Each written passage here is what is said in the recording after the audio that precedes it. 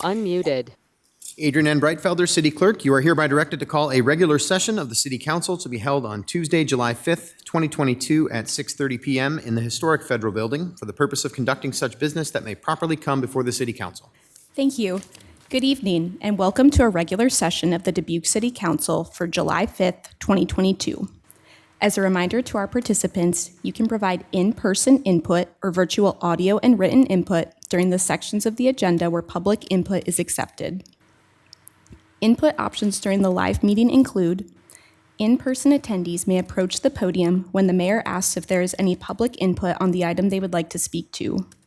Remote attendees can log into GoToMeeting using the login links, phone numbers, and access code that appear on the broadcast and live stream and posted on the front page of the meeting agenda.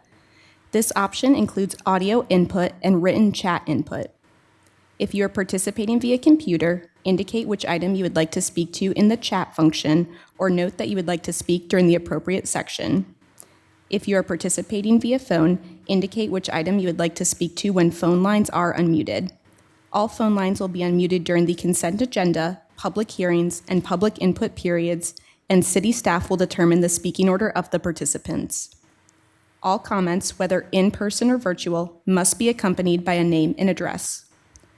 Additionally, written public input is accepted by contacting the City Council directly from the city's webpage at www.cityofdubuque.org/councilcontacts and through the City Clerk's office email at ctyclerk@cityofdubuque.org. This information will be reiterated during the meeting. Attendance for the session is as follows: Mayor Kavanaugh. Here. Council members Farber. Here. Jones. Here. Resnick. Here. Roussel. Here. Sprank. Here. Wethel. Here. City Manager Van Milligan. Here. City Attorney Brumwell. Here. Thank you. Mayor Kavanaugh, I will turn it over to you for the Pledge of Allegiance. Thank you, Adrian. I invite all who are able to stand and join us in the Pledge of Allegiance. I pledge allegiance to the flag of the United States of America and to the republic for which it stands, one nation under God, indivisible, with liberty and justice for all.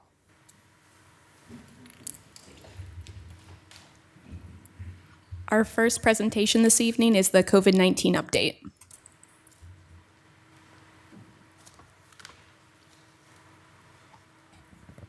Good evening, Mayor, City Council. I'm Mary Rose Corrigan, Public Health Specialist for the City of Dubuque with your July COVID-19 update. So you can see from our overall epi curve since the start of the pandemic, our recent surge started at the first part of April, and it hasn't really started to decline for any length of time yet. So we still are seeing a lot of new cases springing up.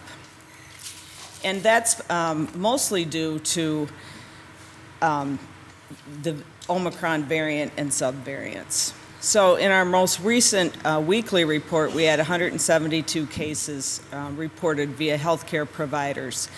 And when I ran the numbers today, it was up to 181 in the most current last 7 days. And we know that is greatly underreported due to all the rapid home tests being done and not having to be reported.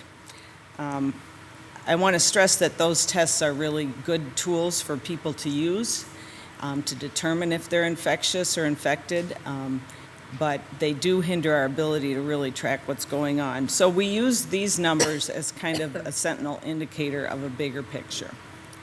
Our hospitalizations continue to be fairly steady. We met with our hospital representatives today, and that number from last week may go up this week. It's interesting because 2 weeks ago, one hospital had quite a large number of patients, while the other one had few, but the total was 11.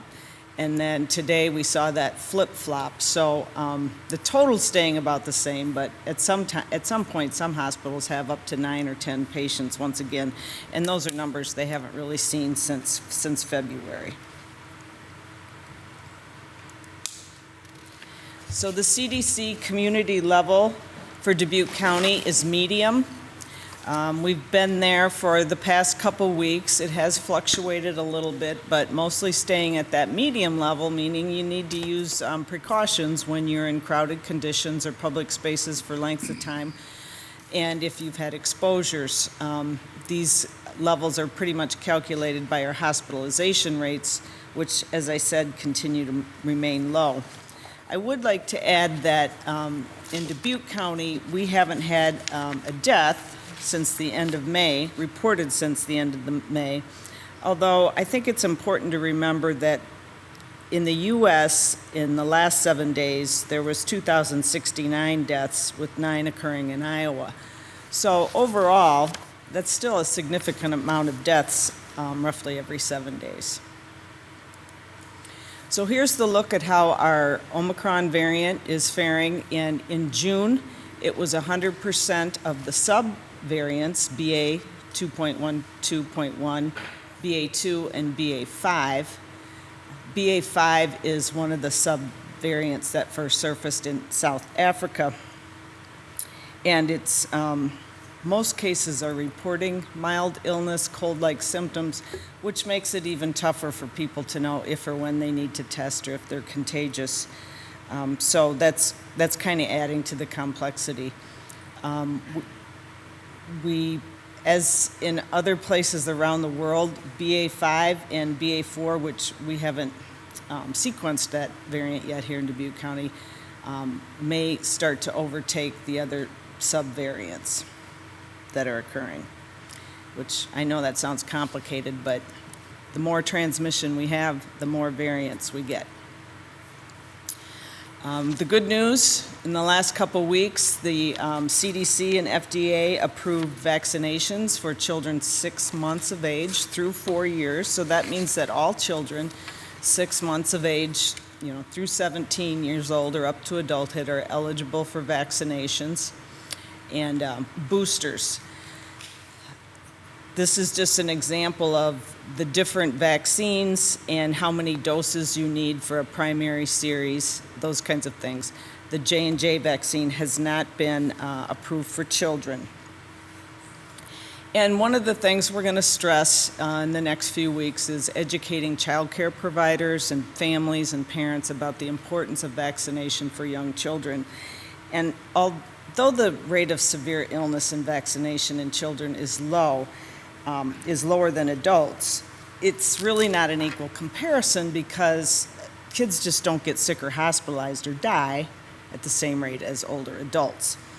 And compared to the other vaccine preventable diseases like whooping cough or pertussis or measles, COVID-19 has a much higher death rate than those illnesses. So since the pandemic began, over 45,000 children under the age of 5 have been hospitalized for COVID-19 in the United States, and more than 1,400 children and teenagers have died in the U.S. So we'll continue working on vaccinations. VNA continues their walk-in clinics, along with many of our retail pharmacies and healthcare providers are all doing that. Most are offering it to this new younger population, although not all of them, depending on their comfort level with infants. The booster, and you can see some of the numbers, 71% of the county's total 5-year and older population has either completed their vaccination series or is in progress. So that's pretty good. And 98% of our 65 and older population has either completed their vaccination series or is currently in process. So that is really helping our community's transmission level, but it's mostly helping lower the severity of the illness, the hospitalization rates, and the deaths. Right now, that's where you can see the real effectiveness of the vaccines. Just some specific numbers on the age groups of our fully vaccinated, and I want to point out that the 5 to 11-year-old age group has only got a 29% fully vaccination rate, which is very low compared to the other ones. Now, granted, they haven't had those available to them as long, but it's going to be important that parents really consider that before school starts in the fall. And you can see that we've had over 35,500 booster doses given in Dubuque County. So with the only 29% of the 5 to 11-year-olds being vaccinated, we know that parents are often hesitant to give their child the vaccine, or they want to wait and see what happens. But really, the fact remains that millions of children so far between the ages of 5 and 17 have received the vaccine with very few complications, with safety monitoring ongoing and continuing, and the known risks and complications of the vaccine are far outweighed by the benefits. A lot of people are doing home testing. Some people are seeing their healthcare provider, and both are fine. And I just want to remind everybody the testing options we have. This is from our website. You can get free kits either at Crescent Community Health Center, Harding Drugs has them, and of course the Test Iowa mail-in or UPS-in kits, which are a PCR test, which are very much more accurate than the rapid tests. And on so many people that are testing after they're exposed, maybe before they're symptomatic, they may get a negative rapid test. They may have a small or slight symptom of cold symptoms, maybe a headache, that kind of thing, and they test and it's negative. So the incident management team really, if you've had an exposure or receiving any symptoms and you do get a negative test on your rapid, it is a good idea to follow up with that PCR test through Test Iowa. It's pretty easy to mail in, and you get the results the day in after you get them in that UPS drop box.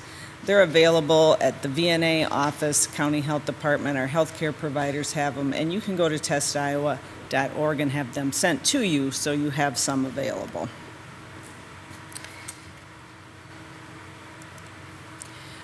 The highlight of the weekend started out on Friday night when we were notified of a probable case of monkeypox in Iowa.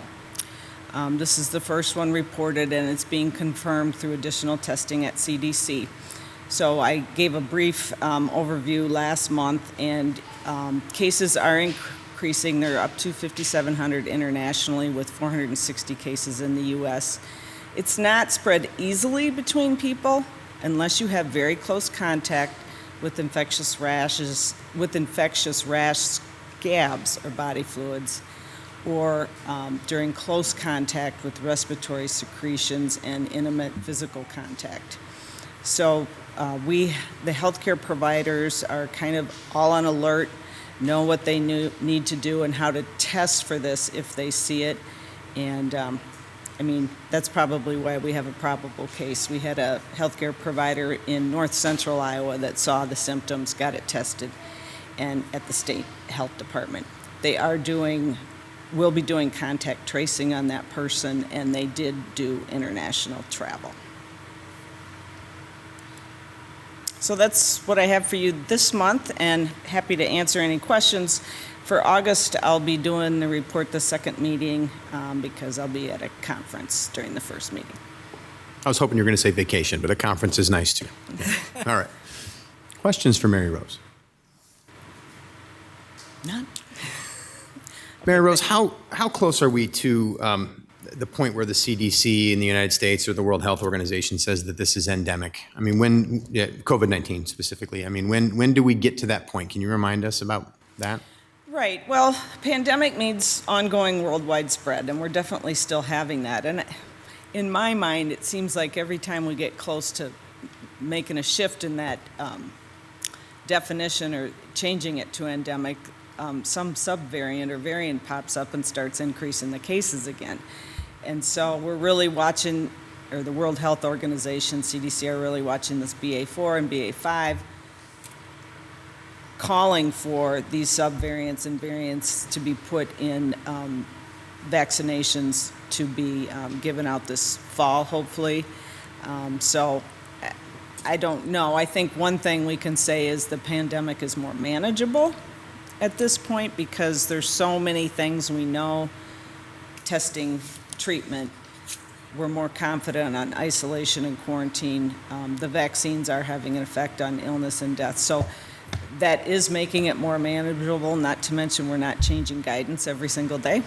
So that has helped significantly. All right. And hospitalizations are still our biggest concern. So hospitalizations and deaths, obviously. And that seems to be in a pretty decent place over the summer so far, at least. Yes, our hospitalizations, like the chart is pretty steady. And if you did that chart from day to day, it fluctuates quite a bit. A lot of in and outs, people staying for a couple days then leaving, but there are people in the hospital that are still fairly ill and need to be there. So they're able to handle it. And of course, the hospitals have their own challenges with staffing issues because of COVID illness in those, as do other healthcare providers, but they're managing that. Got it. All right. Well, thank you very much for your presentation. We appreciate you being here. We'll see you again in August. Thank you. All right, Adrian. Our second presentation is the American Heart Association's 2022 Mission Lifeline EMS Gold Plus Award recognition.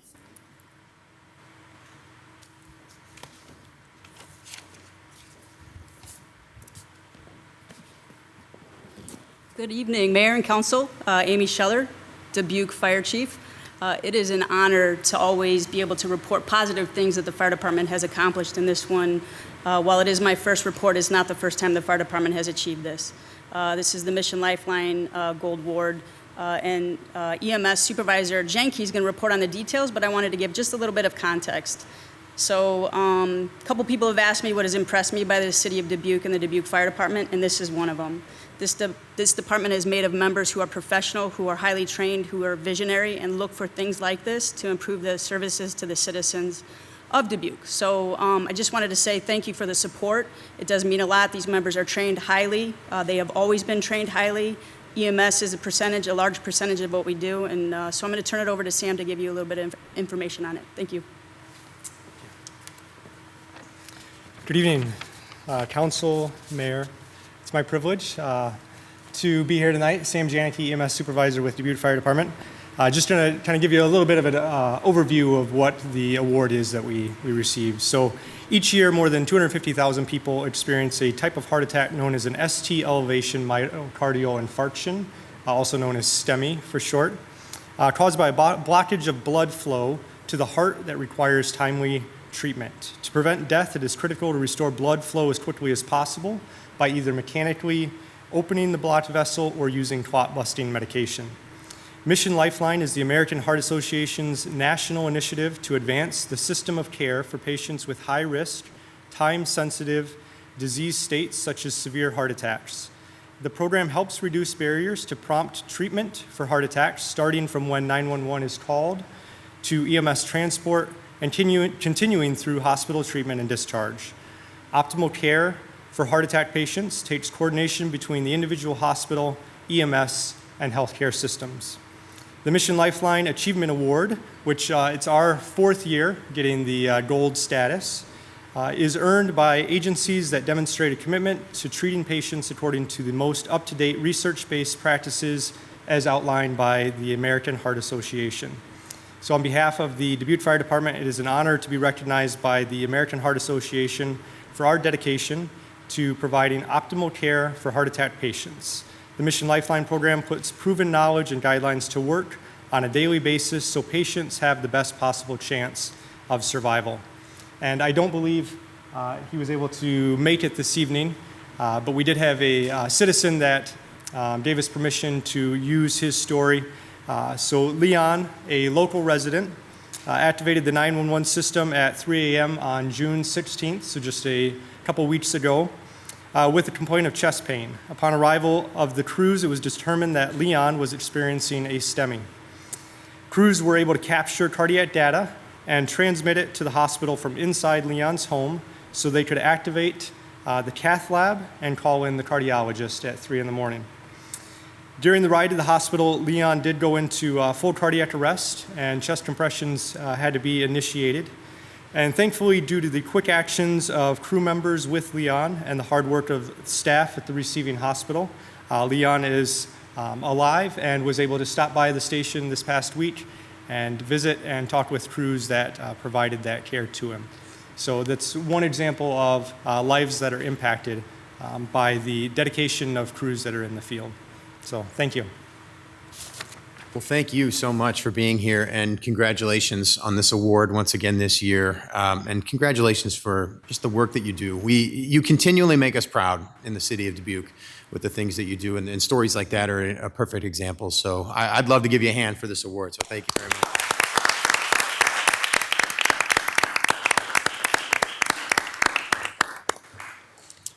All right, Adrian. Our third presentation is the Young Southeast Asian Leaders Initiative Professional Fellows Program. Good evening. Corey Burbach, Assistant City Manager for the city. And after a 2-year COVID hiatus, I'm so excited this program is back. So I'm going to invite our two guests up to join me, and I'm going to introduce them in a second. But I want to tell you a little bit about the YSEALI program. So as Adrian mentioned, YSEALI stands for Young Southeast Asian Leaders Initiative Professional Fellows Program. We call it YSEALI for short. It's a program that is funded through the U.S. State Department, and it's administered by the International City Managers Association. So Dubuque has been able to host fellows through the YSEALI program since 2011. When it started, and there are 2 tracks that we typically get students through. Most of them are through the sustainability track, and sometimes we get someone that's visiting us through the community engagement track. And those fellows come to us. It's a competitive application that they submit.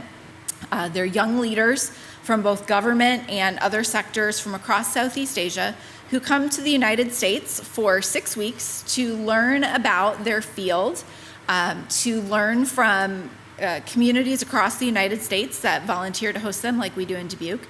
And bookended, their month stay is a week on either side in Washington, D.C., where they come together, and then as a collective, they're working to bring back those leading practices that they've learned that are now spreading across Southeast Asia, which is really cool to see. So since 2011, we've hosted numerous fellows from over 16 countries. I could track 16. And I'd like to introduce you to our 2 fellows that are spending a month with us this year, and just invite them. I said they could say just a few words, no pressure for a big presentation about why they're here. So the first individual I'd like to introduce you to is Siti, who comes to us from Malaysia. And after Siti introduces herself, I'd like to introduce Hugh from Vietnam to tell you a little bit about themselves.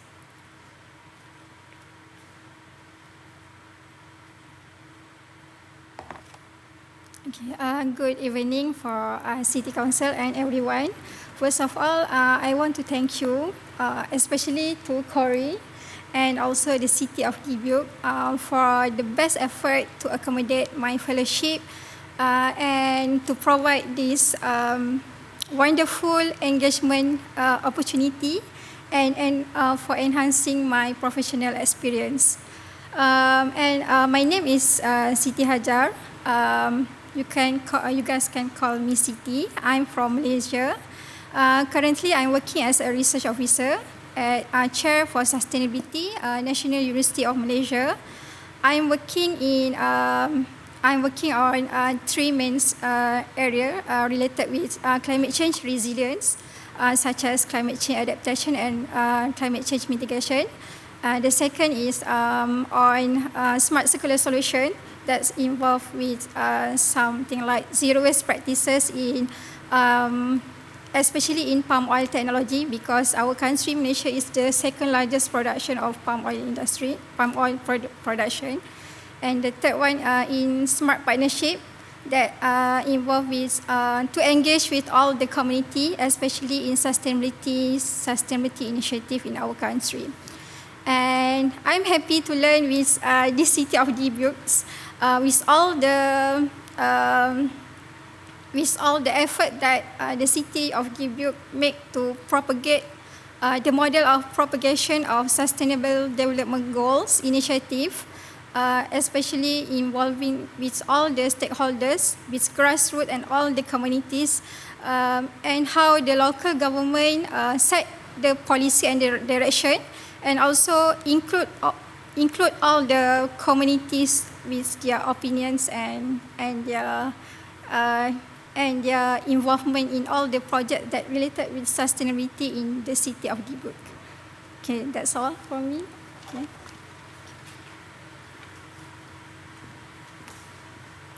Good evening, Mayor Kavanaugh, council members, and the rest of you who are here with us tonight.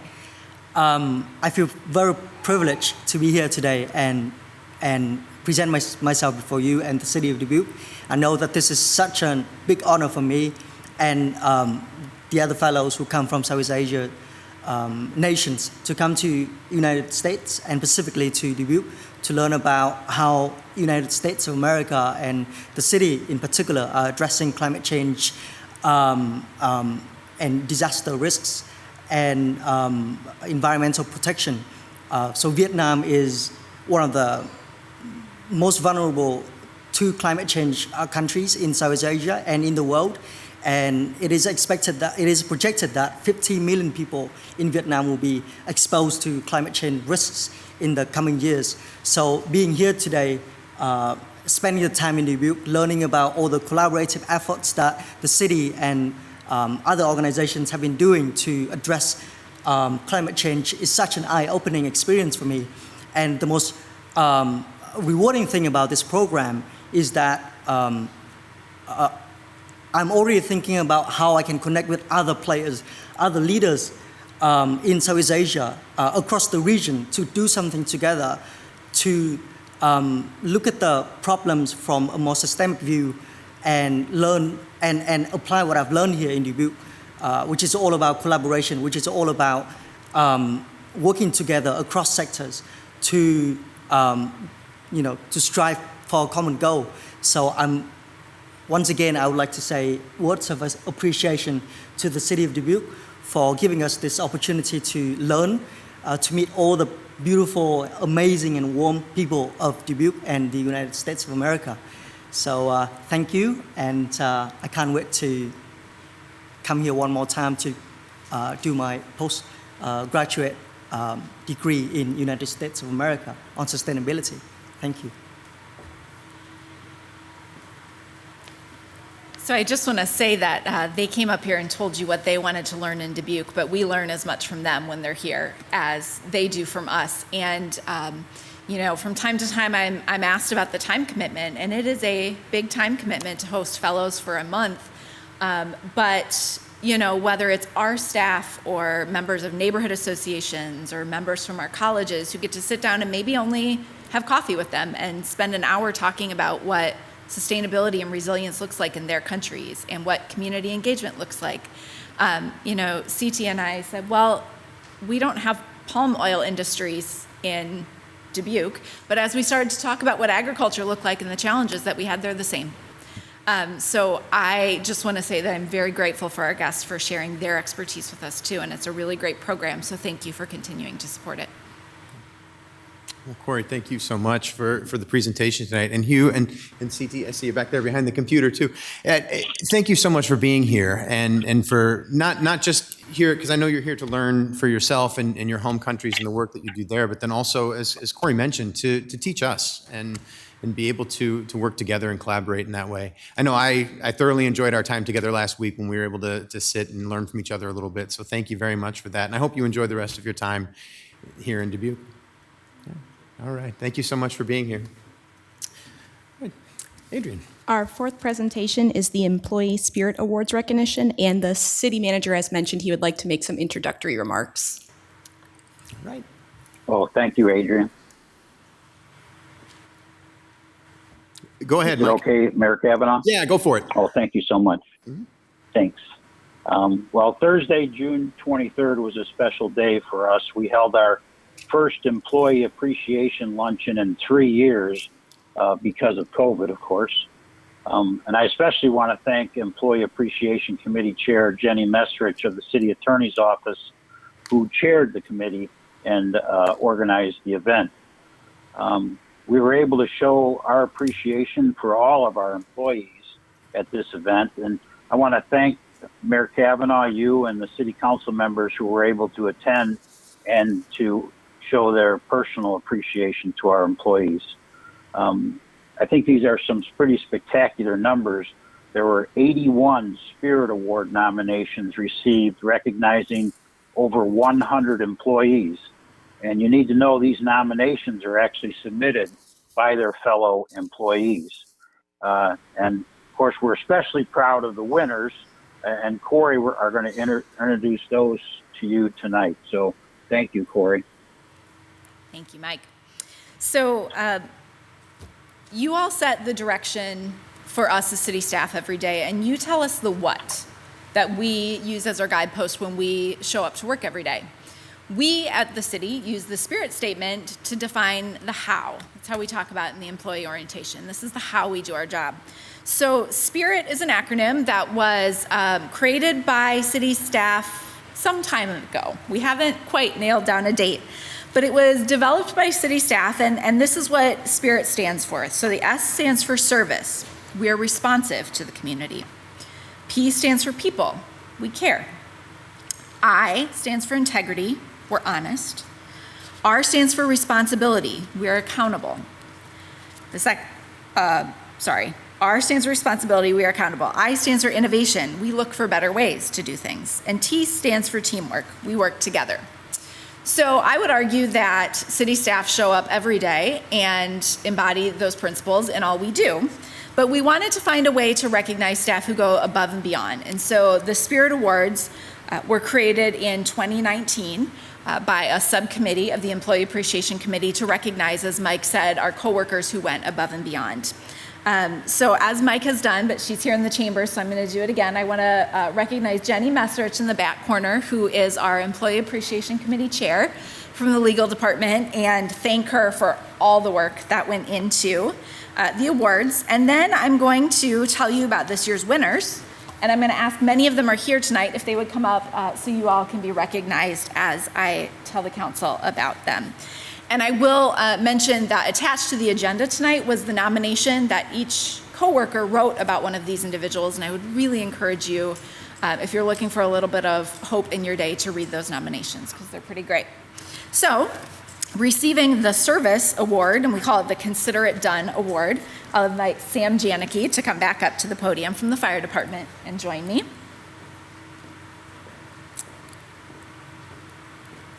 Receiving the People Award, which we call the Highest of High Fives Awards, is a team of staff from the Dubuque Metropolitan Area Solid Waste Agency that includes Bill Ganson, Jim Herbst, Dan Main, and Lanisha West.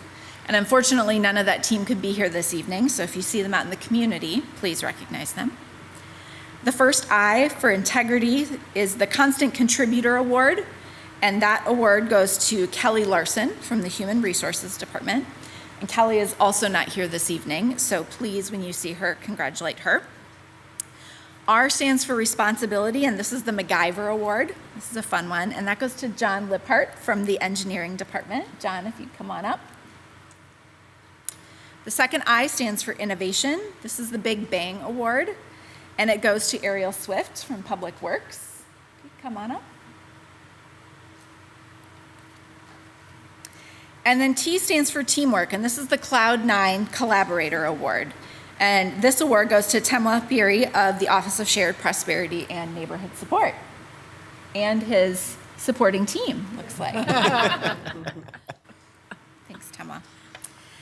And so we have an awards review committee that reviews and scores all of the nominations, and it's really hard. And so we keep finding ways to recognize more people, so we came up with more awards. We award 2 Circle of Excellence winners. And this award is intended to be the ultimate city employee award and recognizes an individual or group of individuals who best represent the spirit statement I've shared with you. The awardees personify the mission, vision, and values of our organization and move us collectively towards our goal of being an equitable, sustainable, and resilient community of choice. And so as Mike mentioned, it's been 2 years since we've had our award ceremony, so we have 2 award winners that I'd invite up. The first Circle of Excellence Award goes to a team, Todd Dulsing and the entire Dubuque Airport team. And I think Todd's here representing anybody, everybody.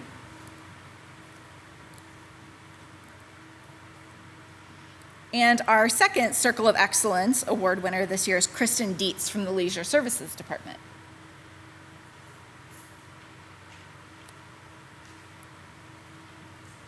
have to tell you all, and I know you've heard Mike and I say this before, but I will say it again, that these people are inspirational to show up and work with every day. So please join me in thanking them.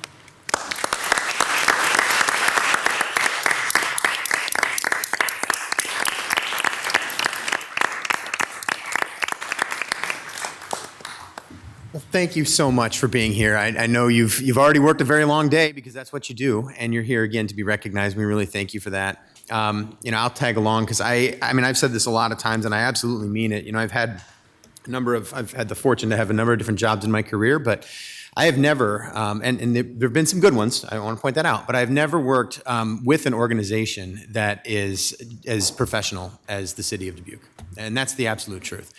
The work that you all do on a regular basis is absolutely phenomenal, and I appreciate it so much, and I know that this council does. So thank you very much for the work that you do, and thank you for being here to be recognized for it. I know you don't toot your horn a whole lot. You're not there looking for high fives, but it's nice to get the high five award every once in a while and be recognized. So thank you very much. All right. Adrian. We will move on to consent items. At this time, anyone participating in the meeting in person who would like to discuss one of the consent items, please approach the podium when the mayor asks if there is any in-person input and state your name and address. For all remote attendees, please enter your name and address in the chat function or state your name and address over the phone when the mayor asks if there is any virtual input. If more than one participant would like to speak, then city staff will determine the speaking order of the participants. Please state the item you would like removed from the consent agenda for separate discussion and consideration. And consent items can be found on pages 3 through 4 of the agenda. All right, thank you, Adrian. Do we have anyone in chambers that would like to remove any of the consent items for separate discussion and consideration tonight? Is there anyone virtually? There's not. Okay, thank you. And no emails from the city clerk. All right, thank you. Bring back to the table.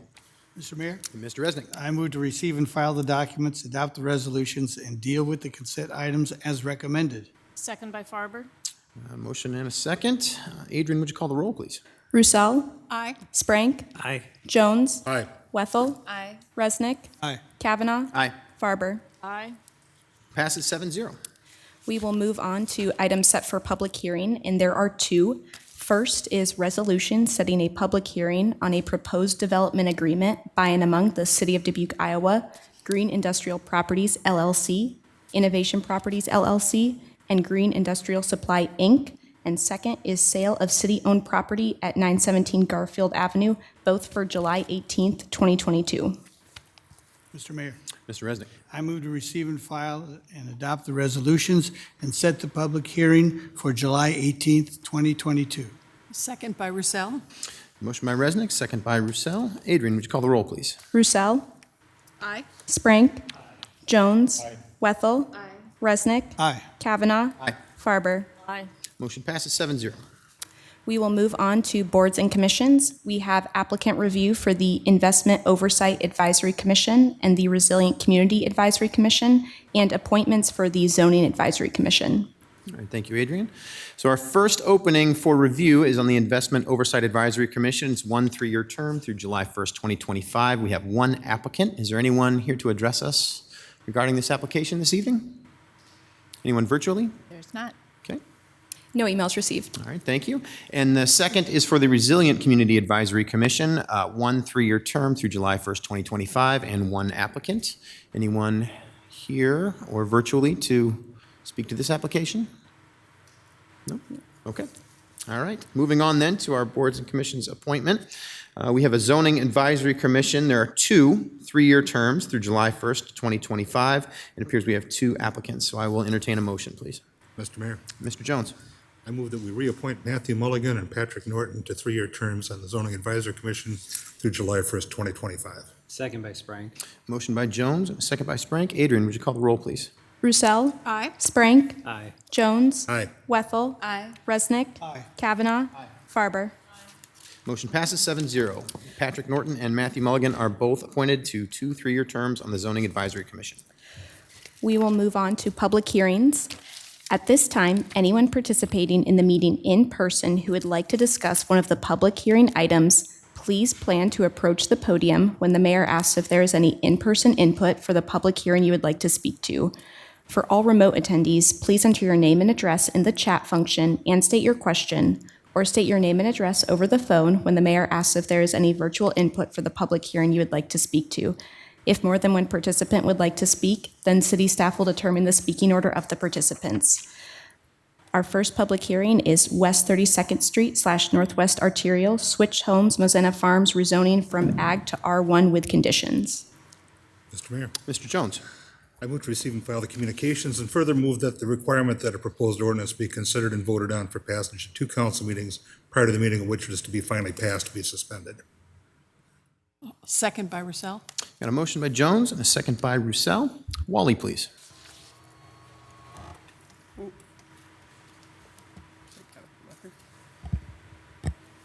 me slide this in. I don't know if you guys can hear me at all. I think so, yep. All right, so you'll see the same presentation that I presented to the city council a couple city council meetings ago. We have a new public hearing. As discussed before, we're requesting a rezoning of the property with regards to Switch Development. The property is located between the Northwest Arterial and 32nd Street, in which Tiffany Court currently dead ends into that property. And the request is to rezone that property from agriculture to R1 single-family residential with conditions, and that condition was a condition of a traffic study. When this came before the zoning, or before the city council before, it was a twofold request. It was to rezone a portion of the property to straight R1 and a portion to R4 multifamily residential.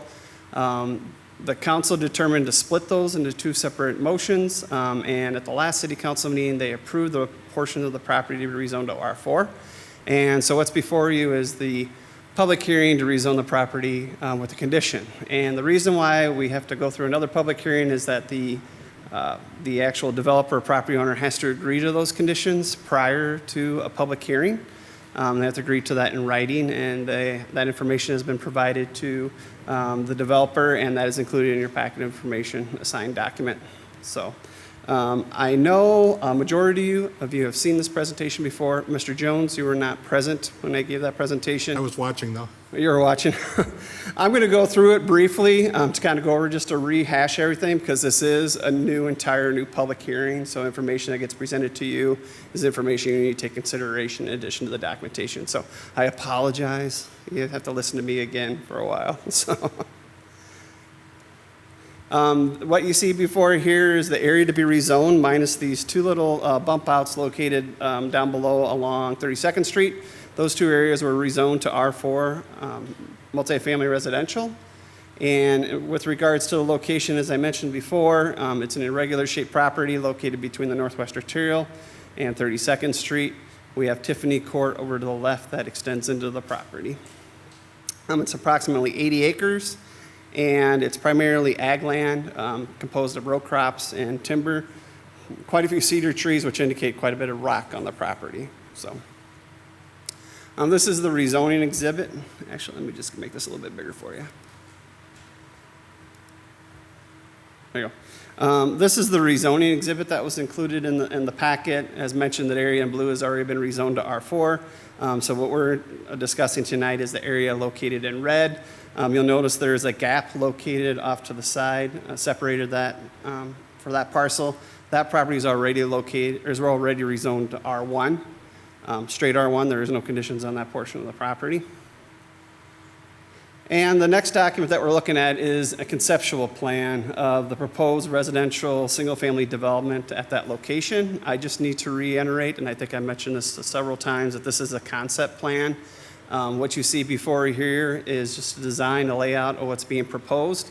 The next steps to what I actually go through will be the platting process. So I've always cautioned people when they look at these pretty illustrated, drawn-up plans, that's not necessarily exactly what's going to get built through there. There's some additional review process that we'll have to go through, which will come before the Zoning Advisory Commission and City Council for that. This next document here shows the area. The area shaded in green is zoned ag, minus those 2 bump outs down below, which have been rezoned to R4. But as you can see, the joining property to the east, which is a large farm property, is zoned R1 single-family residential. The area to the south, R1. So it's completely surrounded by R1 single-family residential, with the exception of directly across the Northwest Arterial to the north, which that portion is actually existing to be ag as well right now. The reason for agriculture is typically when we annex in property, it comes in as agricultural, as a holding zone, until future rezoning of the property and future decisions on what the land use will happen with the property. A lot of times when we see annexations, they come in concurrently with a rezoning request, so you'll see it twofold. You'll get a rezoning and the annexation at the same time. Just to step through several of these aerial photos very quickly, just to kind of show how the city has grown. I have several aerial photos from the 1930s aerial. You can see the entire area is pretty much surrounded by farm fields. As we step through time, 1950s, post-World War II, you see a little bit more of the housing developments to the south kind of grow towards the proposed land area. And as we continue to move through the 70s and through the 80s, you actually start seeing in 1994 the Southwest Arterial to the left there, or the Northwest Arterial to the left, that was extended to John F. Kennedy Road. But you can currently see the Arbor Oaks subdivision located to the south has been almost fully developed, which is around Eisenhower School, which has access up onto 32nd Street. But as you can see over time, the city is growing and ag land is being converted to different types of land uses. In this area, primarily R1 single-family residential. There is some multifamily residential. And then at certain commercial nodes that have been created, for instance, on JFK and the Northwest Arterial, you'll see a little bit more commercial development. So we just continue to step through time, 2000, 2002. You see the jump there. The big noticeable change here is the Northwest Arterial being connected through down to Central Avenue, which used to be Highway 52. And 2005 aerial as we continue to work through the developments. So as you can see over time, we have growth in our community. There's a process of rezonings, annexations that happened, and it brings us up to the property that we have here today. As we continue to move through the development, to the north we have the Arboretum Estates being filled in, to the point that we actually have a piece of property that we consider to be infill. And infill development, especially for residential purposes, meets one of our comprehensive plan goals. For mixed-use development in our community, we like to see these areas be developed and infilled throughout our community. And the next step I'm going to take you through is kind of the history of the platting for the property. Why are we at to the situation where we have a stub street, it just ends at the property? So back in 1994, this was the plat that was submitted and it was reviewed. This is in regards to Tiffany Court with the access that comes off of 32nd Street. There was an extension over to Brook Road to the left there. I don't know if you guys can see my cursor if I move it at all, probably not. And as we step through there, if I point out, you see this red line, that's the actual western edge of the property to be rezoned. This is the existing street, Tiffany Court, around the plat that was proposed to be built. And then, as you notice, there's a temporary cul-de-sac easement located at the end of that stub street to allow for a turnaround for garbage trucks, snow plowing, individuals who want to turn their vehicles around and not use private driveways for that. From then, I also want to note that Brook Lane was actually extended because we encouraged connectivity through our existing street network. So Brook Lane was extended or platted at this time to Tiffany Court. And then as we jump from this plat, which was the southern lots that were platted on Tiffany Court, you start seeing the northern lots getting platted. Once again, the temporary cul-de-sac easement that's still provided on the one lot, lot 8 there.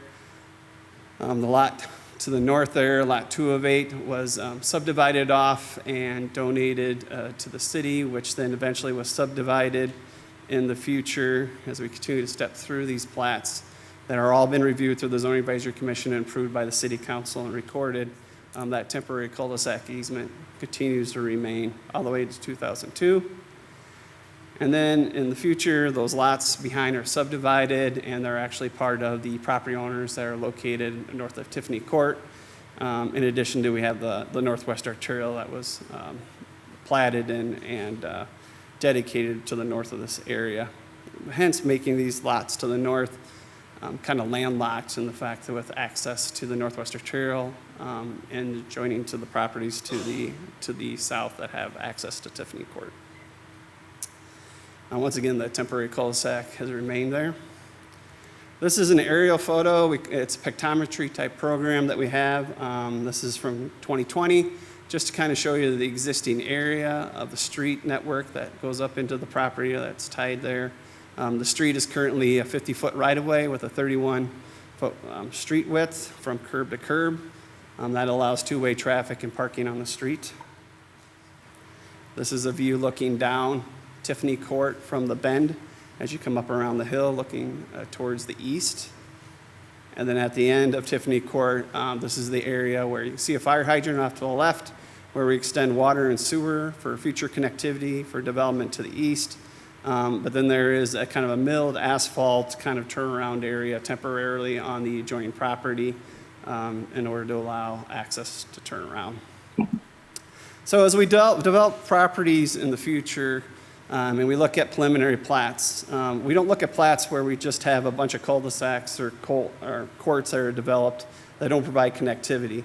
We look through connectivity for future extensions as we look at subdivisions in order to create that network and to help disperse traffic as it goes throughout the neighborhoods and provide access into our area. And that's a smart plan managed growth that we use, and we follow our comprehensive plan and all multiple codes with regards to our Unified Development Code, our statewide urban design assessment, site specifications, code that the engineering department uses, fire codes, building codes, and whatnot.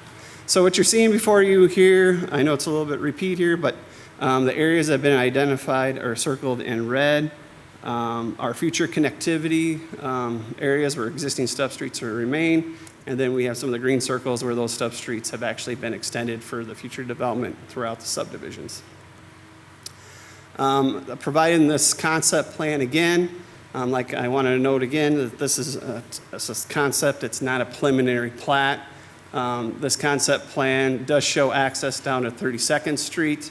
And I just want to explain that, when we go through these processes, the first step is usually we go through the rezoning, and then we'll receive a preliminary plat, and we'll start talking about access issues, traffic, setbacks, lot sizes, parkland, stormwater. There's a lot of things that go into play with that plat review process. But our engineering department has kind of went above and beyond with this request, especially with a lot of the concerns from the neighbors that we received to the subdivision to the west with regards to the Tiffany Court. Our engineering department has gone up and did initial analysis for traffic counts that are going through the current neighborhood, the current speed studies on 32nd Street and Tiffany Court and some of the other areas, turning movements and certain things that would typically happen during a traffic study. But the city did this internally just to kind of address some of those concerns, and especially to talk about that access down to 32nd Street, which we had several concerns due to the rate of speed on 32nd Street, site visibility at the turning coming off of that roadway that would require some tree trimming on private properties, which we do have the ability to condemn to make that happen. We typically like to have those intersections line up with existing streets across the way. And then also a concern about the one access down to 32nd Street was the steepness and the grading of that street. It would be in the wears around 14%. Those are several very steep streets when we look at emergency access and individuals coming down. We have to have a transition zone when they get to the bottom of that street so they can be level and enter onto the roadway so you're not sliding into an intersection. And in order to make those improvements, there's going to be significant costs with retaining walls. But then also we would still require connectivity to Tiffany Court. The engineering department, based off the concept plan, once again, we don't have a preliminary plat here, we don't have a final plat, has looked at this and done that extensive analysis and has determined that a traffic study would not typically be required. That's not to say when we receive a preliminary plat that for future analysis may require an additional traffic study or anything that's changed for that.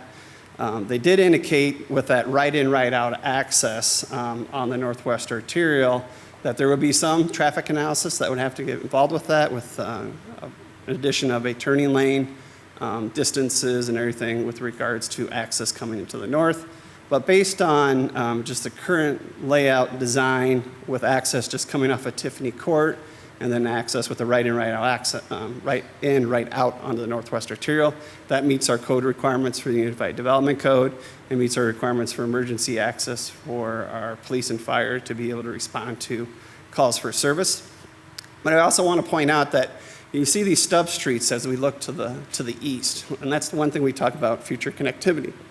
So there has been discussions, it's been mentioned, the property to that east is zoned R1, single-family residential.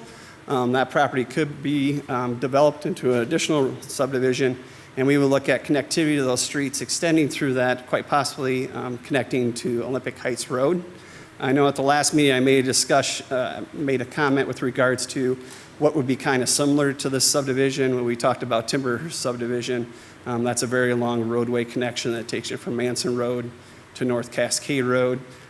Just to kind of talk about that development of that subdivision, that roadway didn't go all the way through initially.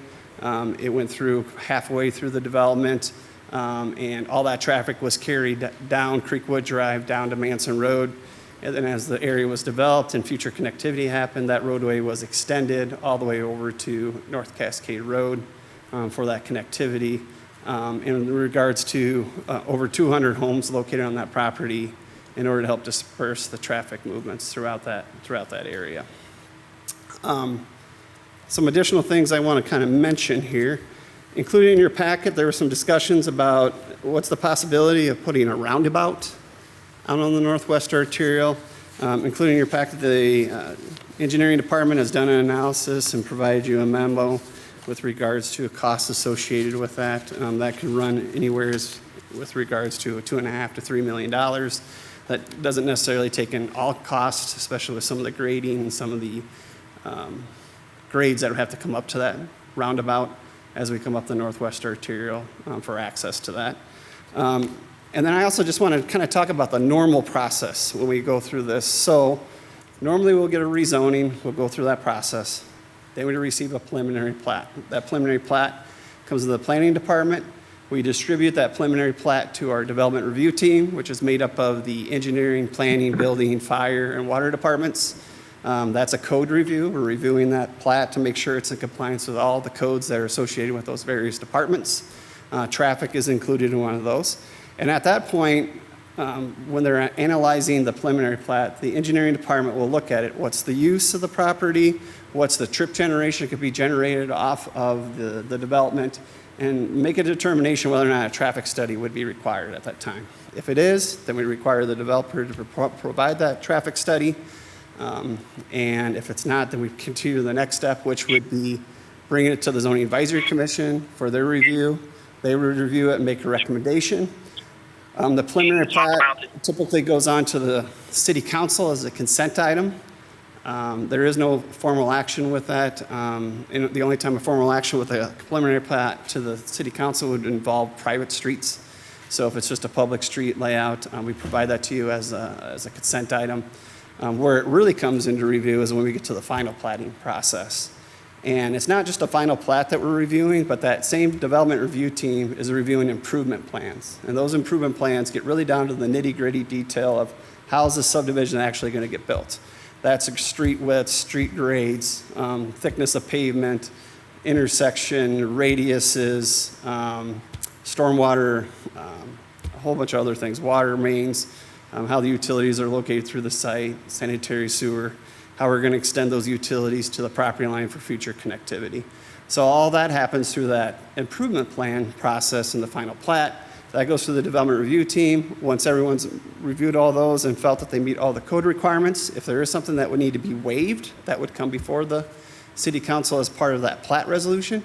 But regardless, the final plat does come before the city council, and that's placed on the agenda as either a consent item or an action item, which has the opportunity for individuals to provide public input with regards to the plat for that. That is all I have at this time, unless you guys have any questions. Okay, thank you very much, Wally. We are in a public hearing to consider City Council approval to amend Title 16 of the City of Dubuque Code of Ordinances, Unified Development Code, by reclassifying hereinafter described property located between 32nd Street and Northwest Arterial, as shown on rezoning Exhibit A from AG Agricultural District to R1 Single Family Residential with conditions, and Zoning Advisory Commission is recommending approval. Do we have anyone from the public to address the council on this item? And I'll just remind everybody as you come up, say your name and your address, please, and then we'll do about 5 minutes each. Just kind of go until we hear from everybody. All right, thank you. My name is Paul Baker, and I live at 2945 Breck Road in Dubuque. Mr. Mayor, members of the City Council and City staff, I would like to thank you all for your commitment and patience in listening to members of the community speak about this proposed zoning change to support a new development. I do not envy your position. You're responsible for maintaining a responsive city government, keeping clear communications with members of the community who sometimes express divergent interests passionately, and planning for the future needs of Dubuque. I support the R1 portion of this project with reservation and oppose the R4 you have already approved. I'm a 53-year-old retiree living on Breck Road, but I have the qualifications to address a number of issues of the zoning process and proposed development. I hold a BS in Civil Engineering from the United States Military Academy and an MSc in Civil Engineering from Arizona State University. I have personally project managed over $150 million of commercial construction. I was selected as the Engineer of the Year in 2002 for the federal agency where I served, and later that year I competed for Federal Engineer of the Year. I led a federal agency responsible for approximately $350 million in construction in the Greater Antilles. After leaving government service, I became the Executive Vice President for a company with over 10,000 people on the payroll. I served on 2 different for-profit company boards for several years and served for 6 years on the board of a $200 million a year nonprofit that provided care for people with disabilities. I've worked as an engineer and have supervised engineers, architects, planners, and attorneys. I've met with community leaders, local government officials, state government officials, including the governor, and foreign government representatives in order to complete construction projects. This development is a $30 to $40 million project. This project will return a profit of between $2.5 and $6 million to a successful developer. The developer volunteered for the zoning committee to strengthen his personal relationship with key stakeholders on the zoning board, city staff, and elected officials in order to promote his business. He is not an altruistic volunteer who is doing this in order to give back to our community. He has positioned himself as chairman of the zoning committee to benefit himself on this project and on future projects in Dubuque. You have a fox in the henhouse, and you should remove him from his position on the zoning committee. The city attorney and mayor pointed out several weeks ago that multiple community members who volunteer to serve on boards have minor conflicts of interest. They do the right thing and recuse themselves. They do not vote on that specific matter. The chairman did not vote on his own specific zoning request. However, he did not recuse himself. He remained in the room during the discussion by members of the community. He came up to the podium to answer questions from the zoning committee because he was unhappy with the responses given by his paid consultant. He stayed and listened to discussions of the board members, but what blew me away was that he stayed in the room and watched to see how the members of the committee would vote on his zoning request. I have never seen a recusal where the individual stays in the room to watch the outcome. His action was not a recusal. By remaining in the room, he continued to influence the process. The city attorney should acknowledge to the council that his actions were not a recusal. An ethical developer would not have volunteered to be a member of a zoning committee because of a clear possibility of a conflict of interest. An ethical chairman would not stay in the room when a proposal that he has deep financial interest in is being discussed or voted on. An ethical chairman would not rush in to fix the poor answers his consultant made to the zoning committee. An ethical developer would have initiated conversations with residents as suggested by this council 2 meetings ago. Several weeks ago, I said to you that there was an appearance of conflict of interest. You now have sufficient evidence that the actions of the developer, Mr. Mulligan, as chairman of the zoning committee, were unethical and exceed the standard of an appearance of conflict of interest.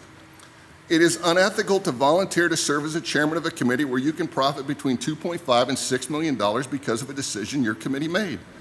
An ethical developer would not have asked to insert the R4 zoning like 2 slithering snakes between 3 individual homes, each on less than 1 acre of land. No member of the zoning committee or this council asked the city staff whether any R4 zoning has ever been inserted between 3 individual lots of this small size in Dubuque in the last 10 years. If no previous developer has received this unusual zoning change, it points to this developer receiving something from his committee that no one else could receive. The developer claimed in his zoning committee he would integrate the R1 and R4 construction. It is impossible to integrate these different types of homes because of the topography separating the R1 and R4 plots. The developer claims the topography does not prevent integration of his development, but he does claim it is cost prohibitive to connect to 32nd Street. The inconsistency speaks volumes about his true motivation for this project. His motivation is not concern for the community and integration. His motivation is his own profit. An ethical volunteer would not seek to serve on a committee where they can profit between $2.5 and $6 million because of decisions their committee recommends. An ethical developer would have already resigned from the zoning committee. An ethical developer would not maintain a business persona that intimidates members of the community from speaking out against this zoning request or development. Yes, you did not mishear me. A neighbor told me they were opposed to this zoning request and project, but would never speak up against it in public because they were afraid of the developer's retribution to their livelihood. I say again, you have a fox in the hen house, and his removal from the zoning committee by resignation or council decision will increase our confidence that the zoning request was done with fairness and transparency that we all want to see in government. I could address other technical points of his proposal, but my 5 minutes are almost up. Ignoring, justifying, or rewarding unethical behavior of volunteers on key committees undermines our trust in our community. Please make a motion today to remove him from his position on the zoning committee. Thank you. Thank you, Mr. Baker. We have other people who would like to address the council on this item.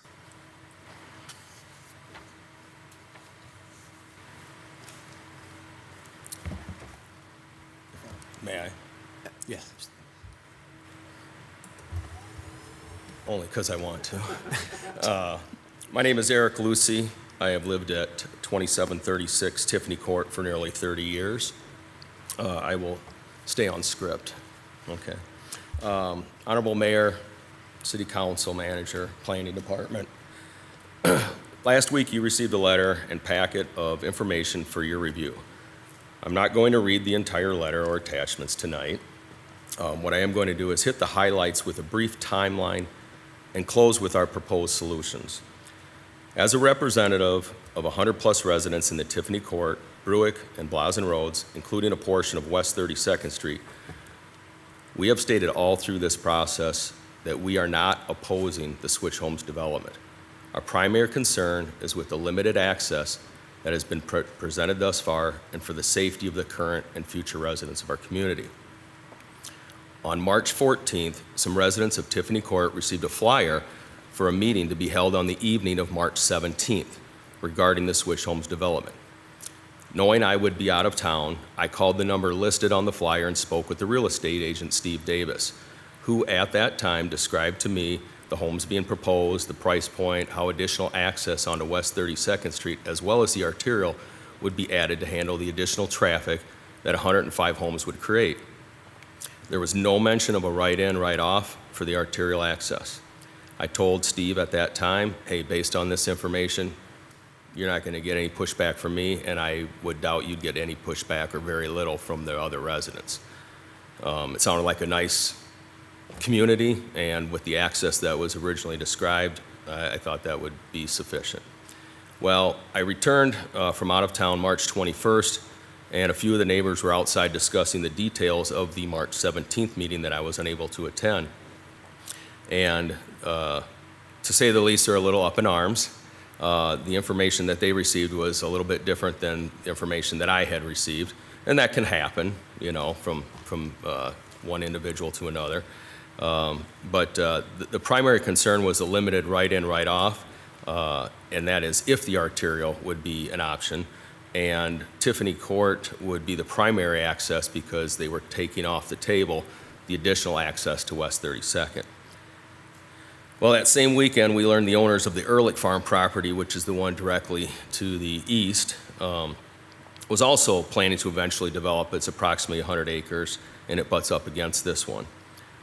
With this additional information, it was suggested that I reach out to the developer to discuss possible solutions that would help make this a win-win for the residents, the developer, Mr. Mulligan, and future development. So I did call Mr. Mulligan on March 28th and suggested that we meet and review some ideas and possible solutions. He said he was out of town, he would look at his schedule and get back to me. This never happened. He never did return my call. A month later, at the May 4th zoning meeting, it was then confirmed the proposed development was not planning additional access to 32nd, and the arterial would be limited to a right-in, right-off, providing really only 1 1/2 worth of access. At the May 4th zoning meeting, it also came to our attention that the developer was chair of the zoning commission. When discussions of a stoplight on the arterial were presented, the planning services manager, Wally Wermont, said he received a few phone calls from people that don't think we need another light on the arterial. Don't doubt that for a second. But we all know for good reasons the arterial has been developed and has several lights added over the years. In fact, there are 7 signalized stoplights for in the first 3 miles from Highway 20 to JFK, and that's in the first 3-mile stretch, and in the remaining 2 miles, the next stoplight after JFK is all the way down 32nd. We believe a signalized or roundabout in the middle of this 2-mile stretch is not an unreasonable expectation for not only the safety of all and the roundabout, but it would alleviate the concerns of truck traffic having to stop and go along during this stretch if we had a roundabout. We agree that Dubuque needs more housing to further our community's growth, and we believe the Switch Homes development can really be a great addition. With the information we shared, we respectfully request the City Council consider the following options. 1, the city allow full access to the arterial, enabling traffic to enter and exit in either direction. Again, this could be accomplished with signalized or roundabout as described earlier. Option 2, if the arterial is limited to a right-in, right-off, then an additional access to West 32nd Street across from Clarny Court be included in the final plat. Voting to approve rezoning or the developer agreeing to one of the options described and foregoing the traffic study would help avoid the cost and time delay inherent in an appropriate and thorough traffic study. We understand from a developer's position, let's get this thing started too. We don't want to get into winter and we're all still standing here talking to each other. If the council cannot take action on one of these options, we ask the traffic study do include not only the Switch Homes development, but it's our understanding that you've been contacted or planning department has been contacted by the owners of the Ehrlich property and also the 40 acres north have both. So we'd ask that that be considered throughout that traffic study. Now I'm going to get off script. Bottom line, any positive relationship requires open communication, some give and take, and a focus on the betterment of everybody. And this is true in business, in personal relationships, my wife. I mean, it's really inherently important that good, open collaboration and communication. And anytime I've seen a breakdown in any relationship, it's lack of communication. And so what we're asking you, and as you know, I can tell you from personal experience, although I can't say I've enjoyed the process, but it's been very interesting going through this process the last few months. And I can say, in all honesty, Wally Wernemont with Planning Department, Sheena, the other staff, Gus and Nate and engineering, some of you that I've had an opportunity to visit with, the city manager, everybody's been great. The other developers, you know, have given their thought and input. I would just really like to encourage that when you go to the next phase, under the assumption that this is eventually going to get rezoned, that you really think long and hard about the next phase and the final plat. And really, I believe in my heart that Mr. Mulligan is a good person. I believe in my heart he's probably a really good developer.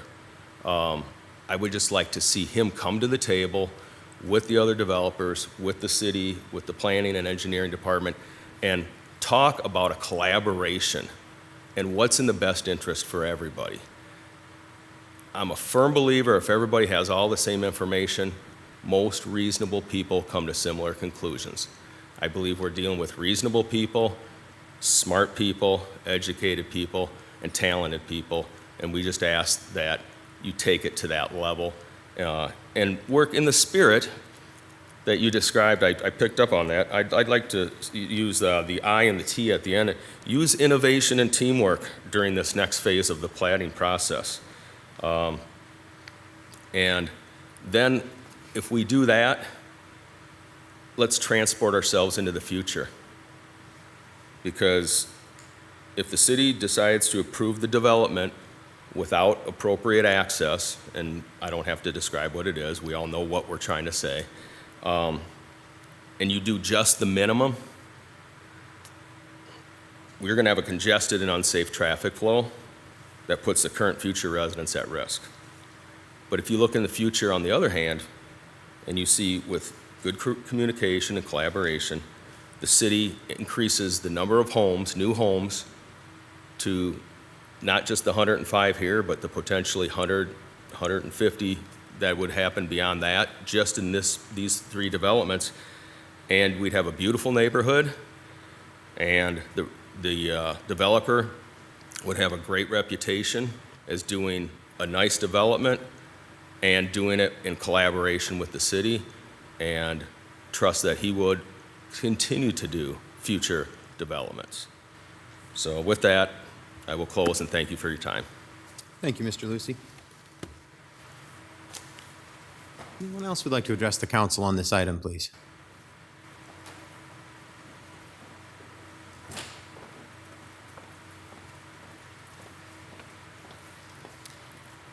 Hello, my name's Jennifer Steinis. I live at 2733 Tiffany Court. I apologize I couldn't make the last council meeting. I was ill. However, I did talk to my representative for our area. Little bit of background. I'm from the Eastern Iowa area. I grew up in Bellevue, went to the University of Iowa, decided to come back when I graduated from Iowa in 1998 and make Dubuque my home with my husband. When Dubuque wasn't real popular, and I can't tell you that I was super excited to move here. He was already here. I followed him. There wasn't as many great things going on in the city at that point. I had job offers in Des Moines, Chicago, Minneapolis, places that were much more exciting to me at that time as a kid coming out of college.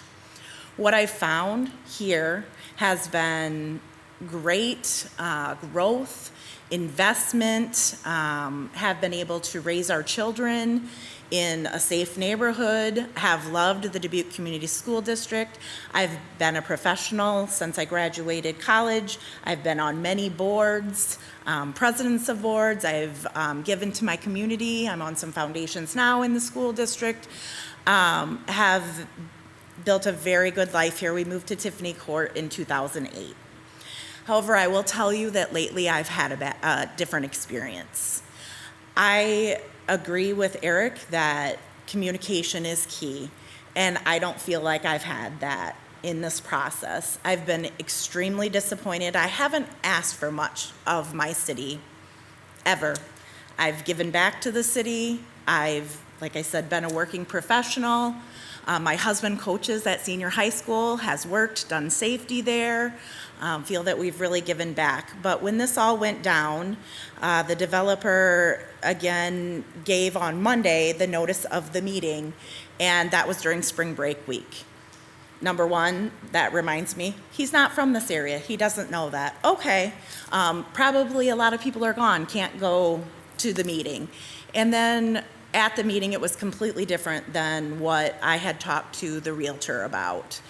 They were going to extend our street. I was probably the neighbor talking to Eric that was up in arms when I came back from my vacation and found this out.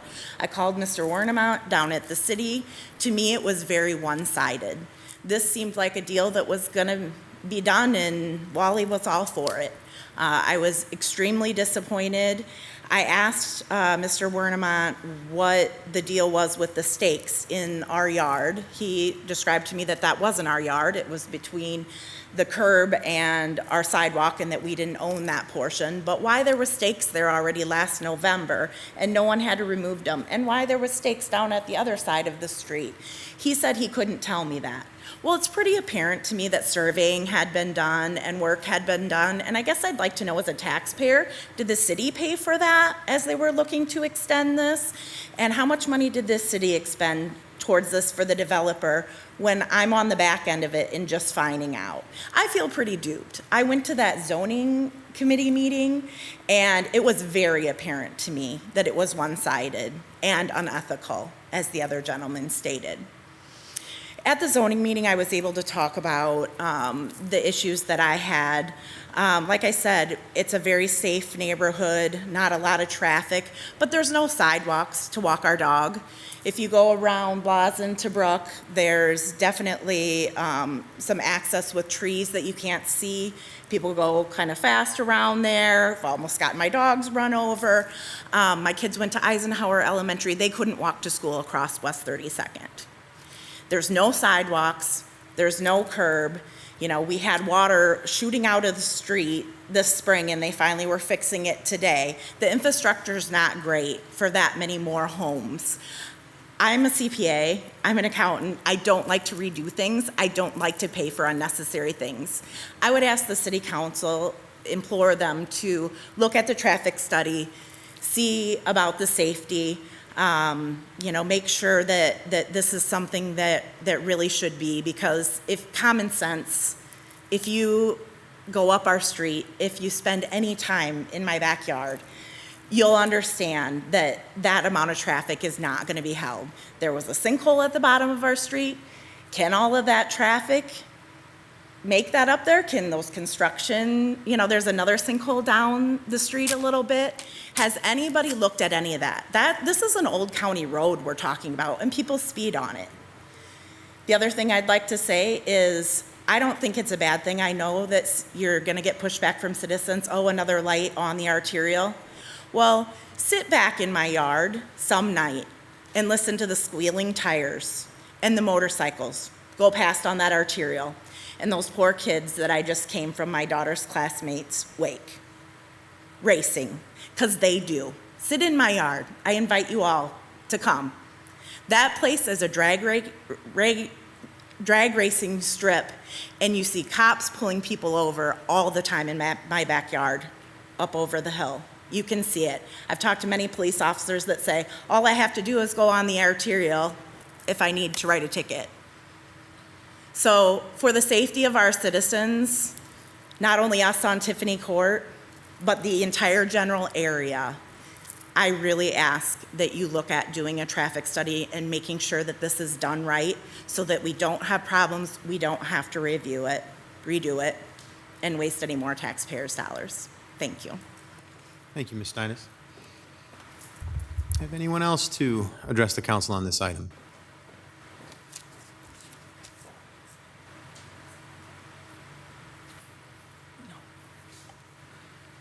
Hello, my name is Janelle Cox. I reside with my family for over 30 years at 2742 Tiffany Court, Dubuque, Iowa. Honorable Mayor, members of the council, speaking on behalf of the residents of Tiffany Court, Bruick Road, Blazen Road, 32nd Street, as well as the neighbors across 32nd Street from us who reside in the Eastridge Estates. We are in no way intending to create a barrier to the development of the Switch Homes project. We merely wish to maintain the safety of the Dubuque residents and the children in our neighborhoods. I realize that tonight is an issue of rezoning, but I feel that the need to keep our neighborhood concerns at the forefront is a concern. We ask that you not make hasty decisions now to push the Switch Homes development through with improper and unsafe access, only to realize later on, when the other nearby parcels are developed, that the traffic congestion as well as potential high rates of speed through our neighborhoods mount, making way for unnecessary and additional spending to remedy the hazardous traffic situations that will occur at that time. I'm aware of at least one person here tonight involved with this issue, two including the developer who currently live on a court/cul-de-sac. Put yourselves in our shoes. If your street were to become a busy thoroughfare to daily traffic, possibly 200 plus cars, delivery vehicles, school buses, and so forth, I know you could empathize to where we are coming from. Councilmember David Resnick's comment at the June 20th, 2022 City Council meeting was very much respected. He said he appreciated the council's previous apprehension about signing off on the rezoning request amid public concerns. To quote what was printed in the Dubuque Telegraph Herald, In their June 21st, 2022 publication, Mr. Resnick stated, "We, being the Dubuque City Council, are the elected representatives that citizens can come to when they have a reasonable request. It is really important for us to not forget the citizens of Dubuque in these concerns. Thank you, Councilman Resnick, for your understanding, and thank you all for hearing us out." Thank you very much, Ms. Cox.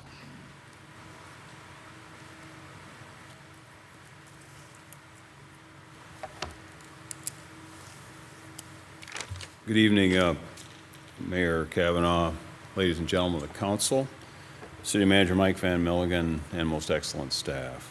My name is Rick Dickinson. I have the pleasure of serving as the president of Greater Dubuque Development Corporation.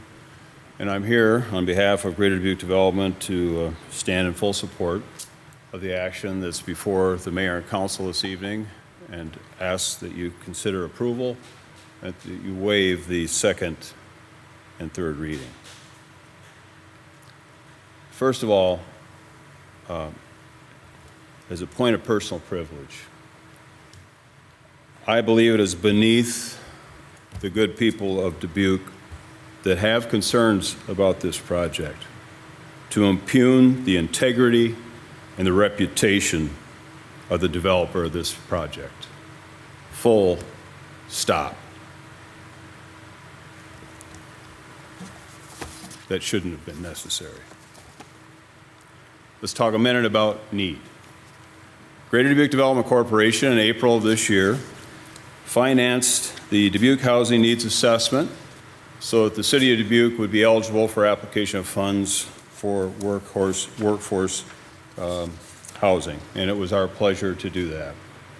We retained Executive Director Kelly Deitmeyer and our most excellent staff at ECIA to conduct this study for your use, and I'd like to read the conclusion to the citizens of Dubuque.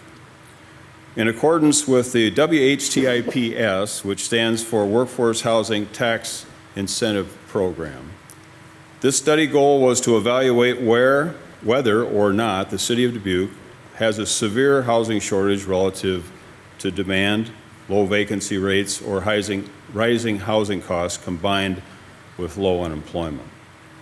The data and subsequent analysis included in this report show a high need for housing units within the city of Dubuque. Housing permits within the city of Dubuque have increased significantly between 2019 and 2021, yet new construction only amounts to 0.76%, less than 1% of the total existing housing in Dubuque. An exceptional housing demand in market is marketed by strategies regarding the days on market, or DOM. From 2019 to 2021, there was an average DOM of 30 days, which is significantly less than the state average. Cost overburdens, renters, and relatively low unemployment despite the COVID-19 pandemic show a sustained need for workforce housing in the city of Dubuque. By submitting this report, we request your consideration of the city of Dubuque to gain the designation as a distressed housing community under the Iowa Economic Development Authority Workforce Housing Tax Incentive Program. The need is there, but as it's been expressed in the past, just because there's need doesn't mean you make the wrong choices. And I'd like to talk a little bit about those choices. Oftentimes it's been expressed that this is an opposition to housing. But you'll see time and again in Dubuque's history that not in my backyard, that mantra, NIMBY, creates a stranglehold on growth in our community. We understand that any project has impact on its neighbors. The question is it an excessive impact? Is it a reasonable impact, not just for the neighbors, but for the greater good of the community? The city engineer's office and planning have discussed the traffic for this, and yes, there will be a traffic study, and I appreciate that. It's estimating by the engineering department there'll be somewhere between 700 and 1,000 vehicles a day from 100 homes that will traverse in and out. And let's assume there's no right in, right out at the Northwest Arterial, then 100% of the traffic goes past Tiffany Court. And let's say it's not 700 to 1,000, let's say it's 1,000 vehicles. Now, let's say that 1,000 vehicles is spread over a 24-hour period. That would be 24 trips an hour, one car every 1 minute, 25 seconds. But that's a crazy argument because it's not spread over a 24 hours period. Let's say it's spread over a 12-hour period. Let's say 7 a.m. to 7 p.m. or 6 a.m. to 6 p.m. That would be 82 trips per hour, one car every 43 seconds. But let's go another step. Let's say all 1,000 vehicles from these 100 homes traverse Tiffany Court 2 hours a day. That rush hour in the morning and that rush hour in the evening, and nothing in between and nothing after. 2 hours alone. That's 3.33 cars per minute, or 7.2 cars per second. There goes a car, 1001, 1002, 1003, 1004, 1005, 1006, 1007, there goes another one. And that's assuming that there is no right in and right out. The community needs this project for the greater good. The impact to the neighbors should be considered. Is it reasonable with this development? Yes. As future developments come, and we hope that they do come, that's reason for consideration and reconsideration of what's before you this evening. Again, I ask that you support the zoning request and that you waive the second and third reading. Thank you very much for your time. Thank you, Mr. Dickinson.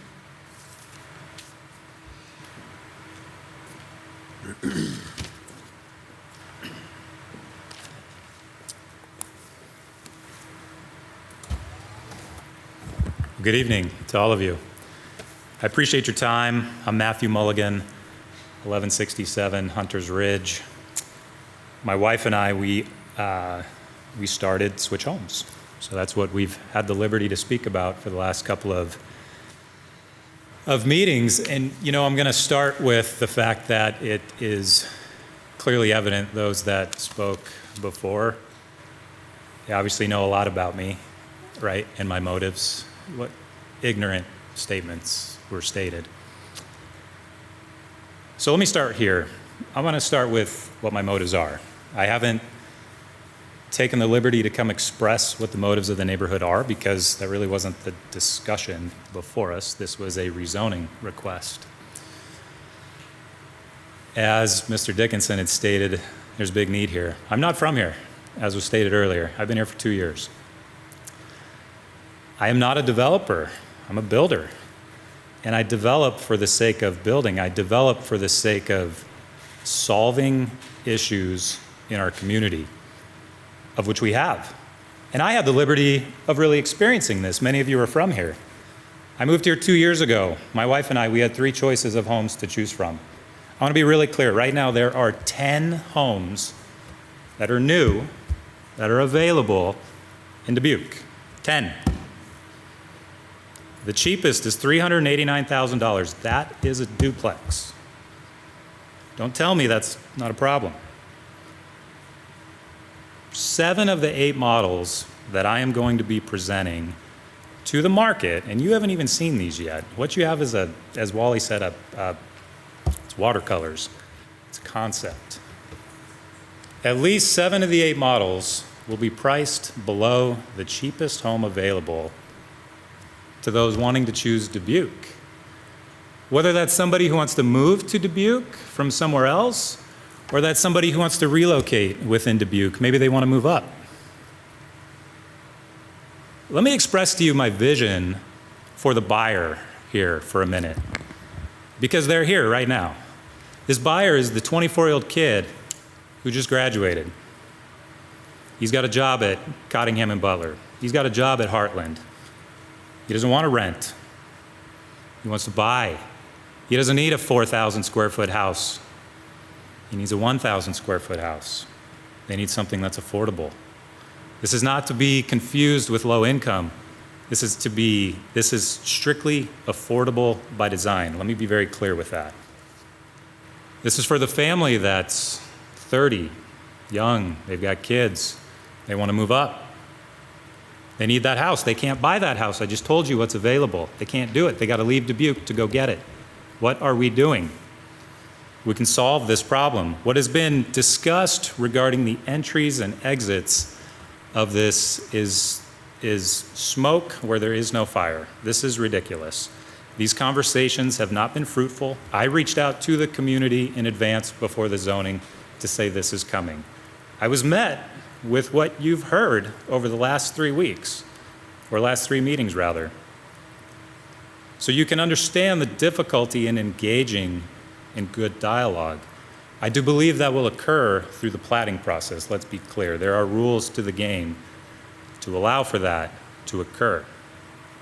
So let's go back to my motives for a minute. I'm the president of Conlin Construction. We're the largest general contractor in town. We're one of the largest employers in town. And we're growing a lot. And I have a hard time looking people in the eye saying, choose Dubuque. I have a hard time recruiting people to Dubuque. I can get them here. I can sell them on the community. I cannot find a spot for them to live. So I lose them. There are many other businesses that are in the exact same situation as what I am. And so there's a ton of wisdom in this development. I'm not the one who dreamt up the right in, right out. That's what it says. That's the rules to the game that have been placed before me via the DOT, right? Those aren't my rules. If we want a left turn, fine. The neighborhood cannot absorb this. The decisions that we made 2 weeks ago cost me $65,000 and time. The goal was to break ground this year. That is not occurring. This is going to occur in 2023. I have more residents that want to put money down on a lot right now than those that live on Tiffany Court. Right now, they want to move into this community. So for clarity, the decisions that were made, yes, they cost me money, $65,000 to be exact, in the short term. In the long term, you've cost 105 buyers $700. What is the fruit of that labor? There's no fruit coming from this. There's a lot of discussions about, well, what happens with phase 2 across the street? Who knows? Decide then. Decide when it's appropriate. This is an inappropriate time to make a decision like this. What's before you is a right in, right out, and an exit on Tiffany Court. Your own traffic engineers have said the action we took is unnecessary. We are going to go spend $65,000 in vain and come back with the exact same details you've already seen. So look, my motives are pure. I can stand before you and I can say that. My motivation is that I can continue to grow my business, Conlin Construction. Many of you are business owners as well. I want you to be able to grow your business. And without housing, we cannot accomplish this. And so I hope you'll really think about this and dig into this, because what has been expressed is not a picture of reality. Thank you. Thank you very much, Mr. Mulligan. Anyone else to address the council on this item? Do we have any virtual input? We do. Molly Grover would like to address the council. All right. Ms. Grover, please. Good afternoon, Mayor Kavanaugh, City Council members, and City Manager Mike Van Mulligan. I wish I could be there with you, but it's so good to see all of you online. I want to share that the Chamber supports a better Dubuque. More jobs, more opportunity, more people, more population growth. But we have a severe housing shortage. You've heard that tonight. The Chamber consistently promotes policies that reduce barriers to unemployment as part of our legislative priorities, and housing continues to be one of the most significant barriers to unemployment in the tri-state region. You've heard that tonight. 2030 projections indicate that without intentional focus, support, and enhanced housing development, opportunities will fall woefully short of the housing stock necessary to support the workforce housing needs and future population growth in Dubuque. Iowa is the only state in the nation that has not doubled in population since 1900, and that has hurt us. We can neither afford, deter, or impede well-vetted and evaluated development opportunities that directly address our critical housing stock and population challenges. We are not meeting the current need or the future demand. Let's make it easier to do business in Dubuque and attract investment in Dubuque and our community. Let's roll up the red tape and roll out the red carpet to high-quality developers who are committed to investing in the betterment of the Dubuque area. This message matters, and it is our actions that will tell the story. The Dubuque Chamber respectfully supports and urges you to take immediate action to withdraw the proposed traffic study regarding the housing development project, waive the additional readings for both rezonings, and move this imperative project forward. Thank you. Thank you, Ms. Grover. Any other virtual input? There's no additional virtual comments. All right. There has been written input received from multiple individuals. Dennis Whaley of 2693 Tiffany Court, James Gantz of 12241 Forest Meadow Drive, Sandy and Ray Herzog of 2717 Tiffany Court, Ryan Senf of the Dubuque Chamber of Commerce, also Molly Grover of the Dubuque Chamber of Commerce, Eric Lucy of 2736 Tiffany Court, and Andrew Carroll. Thank you very much, Adrian. All right. I'm going to give one last chance here if anybody has anything else to say, because then I'm bringing it back to the table and it's going to be our discussion from that point forward. You cannot. No, you won't be able to. Yep. So this will be your last chance as a public to be able to say anything. All right, so before I bring it to the table, I want to thank everyone for coming up and speaking tonight. It's not easy to have these discussions. These are the types of discussions that get us screaming a lot in the United States. And here in Dubuque, I think we've done a pretty decent job of keeping things civil. And that's what I would request as we move forward with this. I trust that my council members will be able to do that as we have this discussion. And I know that, whenever we talk about our homes, when we talk about the things that we love, the things that are dear to us, it brings a lot of emotion to the discussion. And that's okay. But what we need to make sure of is that we recognize that we're all in this together as a city of Dubuque, and we're all thinking about how do we not just help each other out as individuals, but how do we help this entire city? So that is our responsibility as a council. So with that said, I'm going to bring it back to the table here for any discussion. And reminder that Wally is available for questions as well. Mr. Mayor. Yes, Mr. Jones. I'll start. I think it's important that we understand what we're talking about, what we're not talking about. And that's bounced this discussion out of its likely boundaries, I think, a number of times. First of all, this is zoning, and the zoning question is what's the highest and best use of the property, and clearly it's not agriculture in the middle of the city of Dubuque or on the edge of the city of Dubuque. It's pretty clear from the history of the design of from the 1990s of Tiffany Court that it was that design included access to this parcel for future someday development. The Zoning Advisory Commission unanimously recommends, with the abstention of its chairperson, and I didn't think that the character assassination was necessary either in the first commenter. It's important to note that what's proposed meets all of the requirements that are in place for traffic, for access, for visibility. Real important is that the Finnan and Gantz properties aren't in play here. There's nothing before us to rezone them or to redo anything with them. They're just there. And they could be there for another 100 years. We could get a proposal from them next week. But right now, they're not in play. If they come in play, that changes the conversation. Now, we're not talking about 100 houses and the traffic that brings. We're talking about a need to take a better look at access for a larger development. But this isn't a larger development. The one and only piece that the council has to deal with right now is the Switch Homes project. The Northwest Arterial intersection or roundabout just isn't cost effective or reasonable.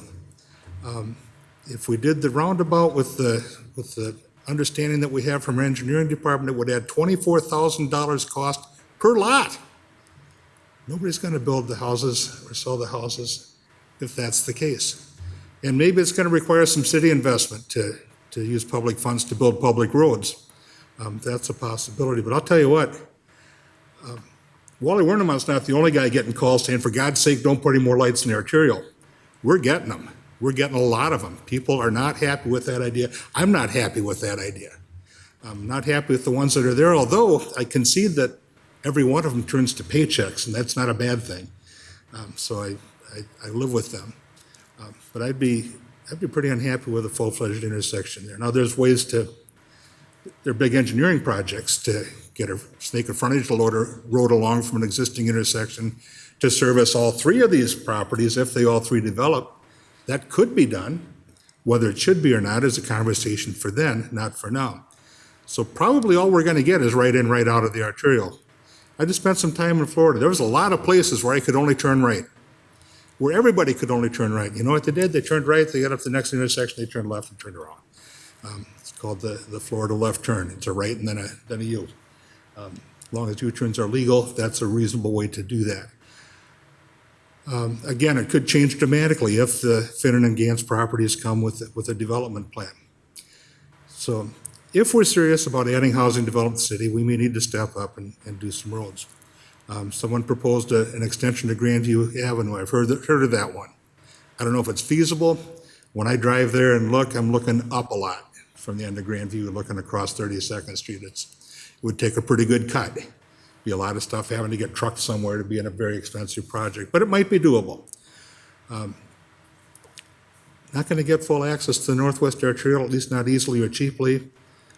Maybe possible for an additional access from West 32nd Street, but frankly, for what this proposal is, for what's before this council tonight, is a relatively small development that has met all of the requirements in code and regulation in its proposal as it now stands, that has the unanimous blessing of the Zoning Advisory Commission and should be rezoned because it shouldn't remain ag. And that's the biggest question before us. And I know that people that bought homes on Tiffany Court expected it to stay a court. I know that people that bought homes at, let me back up to some wisdom that Joyce Connors used to bring to the table all the time. When we have questions like this all the time. If you wake up in the morning and look out the window and you love the vista you're looking at, and it belongs to somebody else, you'd better buy it before someone builds a Walmart. Because that's what can happen. Someone owns this property, someone has every right to develop it. We have an obligation to provide safe, reasonable access to them to do that development. And as you've heard from a number of parties, and as we fully well know, we desperately need housing. We need people to come and live in Dubuque, not near Dubuque or by Dubuque. And this is one of the ways to get there. And I'd feel bad if my court turned into a street, but my court's not very long, and I have to go on a street that's way busy, and all the things that you described, people driving too crazy, too fast, too often are right there on Southern Avenue, right there on South Grandview for me to deal with every day. And frankly, you can sit in anybody's backyard and listen to tires squeal and too loud motorcycles and people behaving badly because they're among us. And it's too bad they're among us, but they're among us. So I'm going to support this tonight. No commitment to what I'll support when the plat's done, when that comes before us. That work is yet to be done, but we have to give it a chance. And if we don't start, we can't finish. So that's where I'm at tonight. Thank you, Mr. Jones. Mr. Mayor. Mr. Resnick. Yes, thank you. The goal, the City Council has come together and we've agreed that one of our goals is livable neighborhoods and housing. And we're for both. We want these housing developments and we want livable neighborhoods. So when neighbors come and they have legitimate traffic issues, concerns that will greatly impact the livability to their neighborhoods, I mean, I think it's appropriate that we say, how can we include all the stakeholders to make this project, which is great, even better? Well, let's listen to citizens and see what we can do. See what we can do as a council to help. Now, I'm so happy that that there is a traffic study and the developer has agreed to do that. at some cost. I appreciate that. And I wanted to read this. I thought it was a great answer from Mike Van Milligan and Gus, because I had some questions about the traffic study, like, will there be recommendations? What comes after this? So just let me read this very briefly. Traffic studies give the engineering department additional traffic analysis of the area, including but not limited to traffic distribution based on the development and how it relates to other developments in the area. Traffic volumes are used as a base number of how many vehicles are using which roadways. Distribution and development in regard to the trip generation is added to the traffic volumes on the year 1, 5, and 20-year basis. Most intersections in the area could be analyzed for possible intersection improvements that are needed based on the increased traffic volume and/or capacity due to the development. Multimodal transportation can also be added to this analysis. When engineering reads a traffic study, they are reading and reviewing what the study is stating that should be implemented for full growth of the proposed development. Some of the time, while reviewing, engineering might not agree with what the analysis might say and ask for more information or that information be reconfigured with different parameters. If improvements are required as a result of the traffic study, the cost of the improvements would be placed on the developer or, as Mr. Jones mentioned, perhaps some cost share with the city of Dubuque. So I think there's a lot there, and the traffic study is not superfluous. I think it's really important. I'm glad we're doing this, and I support this, and I'm going to support this tonight. Rezoning with the traffic study is the best way forward. I have to tell you, I've ridden my bike throughout this area in the last 6 weeks, and you get really interesting when you're down on the ground and looking at these future development possibilities. There's a lot of work involved, and I appreciate the developer taking all this into, he's going to work on all these things. But you look at the highway, this is going to, I don't want to say what I'm for or against because I'm not sure, because the traffic study is going to give us a lot of great information, a lot of data, as the mayor likes to talk about, and I do too. It's very helpful. So we're going to get a lot of data from this traffic study that's going to be very helpful in the next step. But as Mr. Jones says, the next step is clear. We need to rezone this with this traffic study. My only question would be to Wally. Could you please tell me, is a traffic study, is this going to be a public document? Yeah, the information is provided to, yes, it would be a public document, so. So the neighbors will all see what the traffic study says and recommends, that type of thing? Yes, we could be able to provide that. Mm-hmm. All right, so thank you very much. Thank you for the time, Mr. Mayor, and I'm done. Thank you. Ms. Roussel. Thank you. Since our last meeting, I've been studying and learning more about this process since I've not encountered anything quite like this before. And now I understand that we need to first approve this zoning change in order to move to the next step, where we can then address more of the questions and concerns from the people in the neighborhood who have reached out to me through meetings and email. And I realize that in the end, we may not be able to accommodate every request, but we can listen and learn. And I believe that input will make this the best possible development for existing and for new residents. As Mr. Resnick mentioned, I think it'll be helpful to do the traffic study, especially since the developer is on board, and I greatly appreciate that. I don't want Dubuque to be a place that's difficult for developers, and I know we have a critical need for housing. So I want to support doing all 3 readings on this rezoning tonight to get things moving.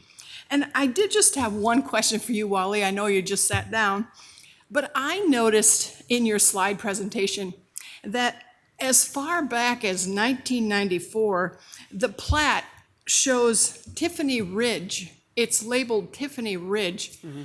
Do you think that's significant, that it's indicating as far back as 1994 that it's going to be continued? To continue for the name of the subdivision, we get subdivision names all the time for different plats that come before us. And then the way streets get renamed or subdivisions get renamed, they change all the time. So there could be a situation where we get a plat that takes Tiffany Ridge, and that area gets replatted, and it could be named Laura Roussel Place, you know? So that's anytime a plat comes through, that process goes through and it gets approved as part of the plat resolution going before the council, but then also gets recorded and becomes an official document, so. Okay, thank you. I'm definitely looking forward to driving on Laura Roussel Place someday. And seeing what we can do. Barbara, I see you looking over there. Yeah, thank you so Come much. So this is quite the multifaceted discussion I think that we have had tonight, and I just want to personally thank all of you that came forward to speak with us about your concerns and the residents and your issues. And I in particular am very appreciative of your communication as well as the developers so that I can have a more fruitful understanding of what it is to live in your area on a day-to-day basis. So I greatly appreciate that. My heart also goes out to the 3 students that were killed on West 32nd Street, as was brought up tonight on the quote-unquote speedway there on that section. And I think that that is something that is worth further discussion at some point as to what we can do for that piece of that 2-mile stretch that does not have an intersection, a light, or a roundabout. So thank you for that. And hopefully we can get more conversation about that and maybe a project or an action plan for the city to look at that more seriously, because that is a grave situation. And I agree, and I have been around there where people just, think they're on a speedway. So again, thank you for that. I also want to echo both what David and Laura have said in terms of their summary as to what we're doing and moving forward here with the 2 sides of the information. And I also look forward to learning more after the traffic study. And again, this is one step, and I agree that we will have more opportunity for further discussion. And I just want to promote to the best of my knowledge and ability that we do continue the communication, and hopefully the Finnans and the Ganses will get together in the near term, and maybe that will help us with further conversation as we lean forward to further development in support of new housing. And I agree, we do need it here in the city of Dubuque. And the more options we have for all kinds of housing in all market areas, I think is important. So thank you very much. And again, I appreciate very much your feedback. Thank you, Ms. Farmer. Mr. Sprank. Thank you, Mr. Mayor. Look at this whole, it's a frustrating issue for where citizens don't want, we want this to move forward. We all want this housing. I bought my house in my neighborhood in the North End because I knew it was an affordable house. That was 12 years ago for under $100,000. You can't find a house for under $100,000 in this town that isn't a piece of garbage or a mobile home. Those are your other options. So at 26, to buy a house that was affordable, I chose to live in my neighborhood, not thinking of all where I would be today. Since then, we have helped multiple friends of ours work on purchasing their own homes. We've only seen them go up and up and up. And to be able to find a home that's relatively affordable is a dream of so many of my generation, my age group. We cannot find a house that we can afford without getting a loan from our parents, or because we just can't. They're just not available. So I'm very supportive of this action. I'm sorry that the folks on Tiffany Court are going to have to hear something that they're not used to hearing cars. I knew where I purchased a home, there's traffic. I live on a very busy street. I live across from a park. I knew that when I bought that.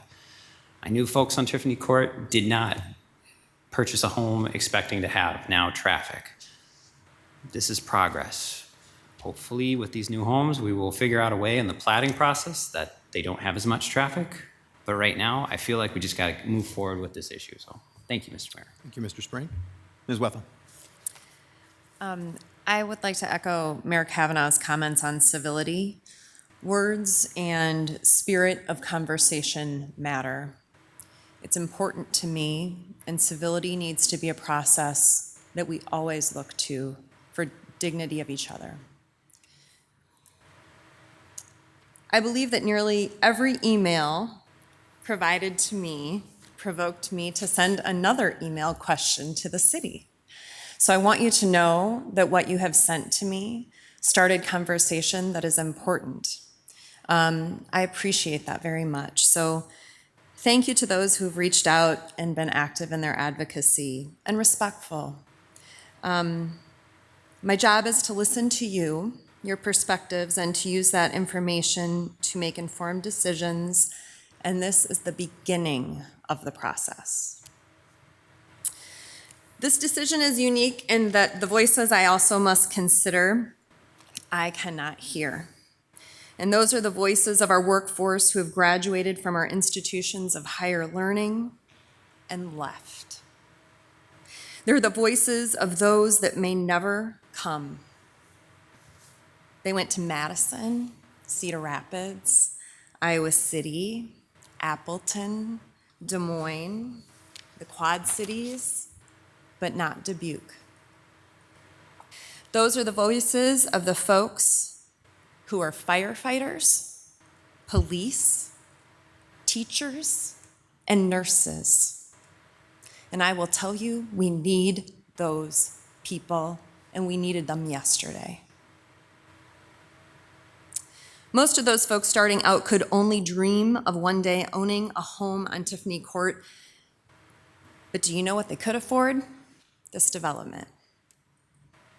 Homes that are modern in technology and will have a fraction of the carbon footprint of many of the neighboring homes. Homes that are a middle-income family could be proud to call their own and raise their kids in. At the heart of the discussion is people, but in my eyes, the process has been turned around, and I think many of my colleagues have stated that tonight. I've tried to do my best to study processes of zoning as it is in Iowa Code, 414, in fact. Platting and access are not the first step. So I believe process matters. Step 1, zoning. That's what we're here to do tonight. Process 2, step 2, platting, planning, access, and investment in those steps. I support to move forward with this ordinance, and I want to waive additional readings as well. And I want to, again, thank you all. I think that this is, again, just the beginning, and your advocacy does matter, and it should be a civil and open conversation amongst us all. Thank you. Thank you, Ms. Wethel. Mr. Mayor, could I give a quick shout out to city staff? Sure, Mr. You know, they have been very helpful. I just want to give a big thank you to Corey Burbach, our assistant city manager, Gus Sahoyas, and Nate Kiefer. I had an out-of-the-box idea that I ran past Corey, and she didn't just give me an overview answer. She really enlisted our engineering department and got some great answers for me. And it wasn't the answers that I was hoping for, but they were very valuable. So thank you very much, Mr. Mayor. Thank you, Mr. Resnick. So I actually hope that it's obvious to everybody that this is not a city council that makes hasty decisions. Anybody else who has joined us in a 4+ hour meeting on a fairly regular basis, actually, should recognize this is not a city council that makes hasty decisions. This is a city council that carefully weighs what is in front of us, reads through I don't even know how many pages we got on this particular item, but there were a lot. We read through all of them twice, and we've read through every email. I trust that the people sitting at this desk with me have read every word that we've received from everybody, and I think that's really important. You know, there's a burden that comes with living in a representative democracy like we do here, and it's a burden of weighing individual concerns with the concerns of the community at large. It's sort of the basic fabric of what we are in the United States. It's interesting to think about that on the week of Independence Day as we talk about that, and we think about what does it mean for us as a person versus what does it mean for us as a community. But I got to tell you, and I'm being completely honest with you, that burden feels a bit heavier from where we're sitting because we're the ones who have to think about that, and then we have to decide on it. And I'm not complaining at all. It's a great honor to sit here and to have that responsibility. We've chosen public service for that reason. But it is a burden, and it's a difficult one at times, and this is one of those examples. In this case, we have to think about housing, and we have to think about housing 10, 20, and 30 years down the road. We need to think about what we need and want Dubuque to be as a community. And I remember, growing up here, I grew up around a lot of cornfields, actually, and I lived right in the middle of town. And that's kind of our situation here. As we move on through the years, it's actually a bit of a problem. It's actually not, I shouldn't say a bit, it's a problem that we have not seen more of those cornfields in the middle of town developed into housing. That's why we're sitting where we are now. And that's the challenge that's before us. We don't want agricultural land that's zoned agricultural sitting right in the middle of all these residential areas. And that's the reason that, as Mr. Werneman has pointed out to us quite a bit, there's a plan for zoning that looks out into the future. And that plan puts this particular parcel of land as residential, R1, single-family housing. And that is the issue that's before us. That's the issue that was before us a month ago, and it's the issue that's before us now. And frankly, and I mean this with all due respect to everyone in the room, including my council colleagues, frankly, it's the only thing we should be talking about at this point in the process is zoning and making sure that we discuss what we're going to do next. It's not a problem to talk about, okay, what's coming next? What are some of the concerns we're going to have as we go down the line? But again, respectfully, and what I'm hearing up on here, just for process purposes, what we need is 6 votes tonight to be able to move this forward with the motion that's on the table, which is to waive the 3 readings for the ordinance. And what I'm hearing is 6 votes. So my vote, matters or not. But I respectfully disagree with my council members on this one. And it's for the same reasons that I said so in the meeting we had in June. I disagree that we should have a traffic study tacked on to this portion of this particular issue. I don't disagree that a traffic study might be necessary, but this is the wrong point in the process to put it in there. We've inserted something into the process at the wrong time. And that's where I respectfully disagree, and I think we should move this forward without that. But what I'm hearing is agreement that we're going to move forward, and that's, again, how democracy works. We're going to move forward. So I will vote for it. I'll vote for this tonight. But Ms. Wethel pointed out something that I wanted to point out too. There's a process for this, and that process matters. And if we don't follow that process, we risk losing the trust of residents, we risk losing the trust of developers, and we risk losing the trust of businesses, all the people that we talked about tonight that we care about and we need in our community. And that concerns me.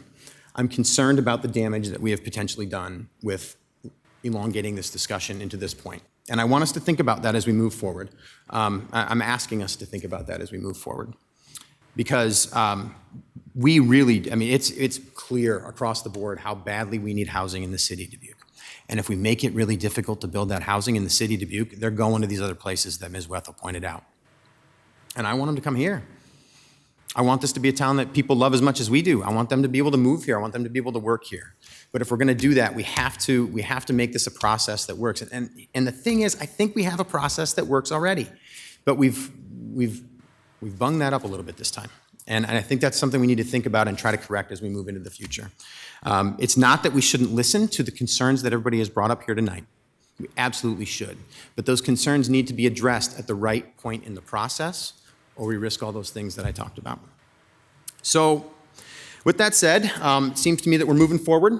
We're going to, I don't know how everybody's going to vote, but I basically heard everybody say that they're going to vote for this. So I think it's time to call that vote unless anybody else has any other discussion about this.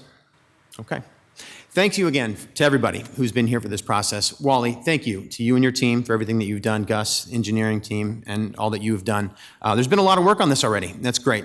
And I also, Mr. Mulligan, thank you very much. As the developer in this particular project, thank you for stepping forward, and thank you for addressing us tonight to talk about some of the things that we've all been discussing. So with that said, Adrian, would you call the roll, please? Roussel. Aye. Sprank. Aye. Jones. Aye. Wethel. Aye. Resnick. Aye. Kavanaugh. Aye. Farber. Aye.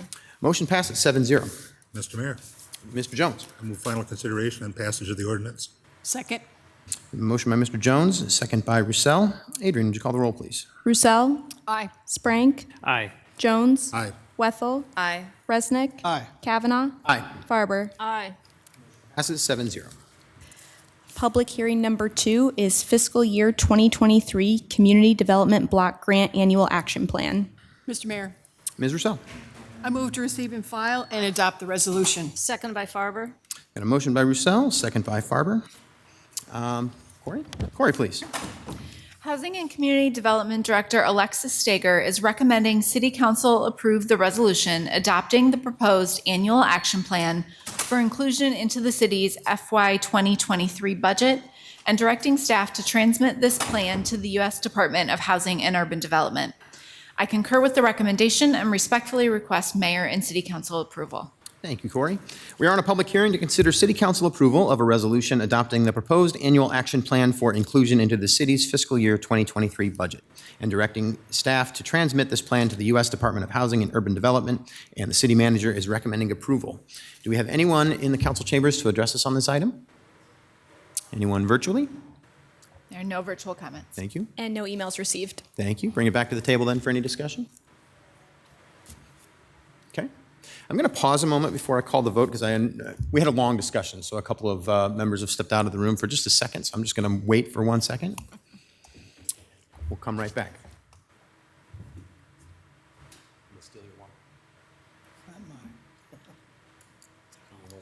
He's stealing his. I was playing honest.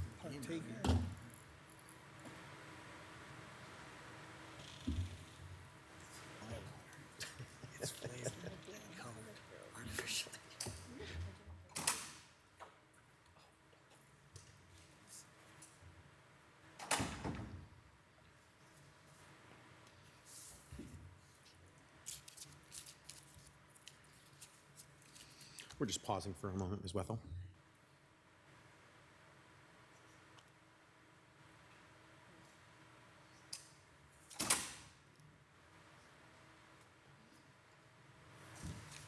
All right, I will ask at the table one more time, any discussion on this item? Seeing none. Adrian, would you call the roll, please? Roussel. Aye. Sprank. Aye. Jones. Aye. Wethel. Aye. Resnick. Aye. Kavanaugh. Aye. Farber. Aye. Motion passes 7-0. We will move on to public input.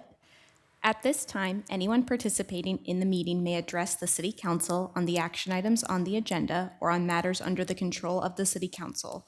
For all in-person attendees, please approach the podium and state your name and address.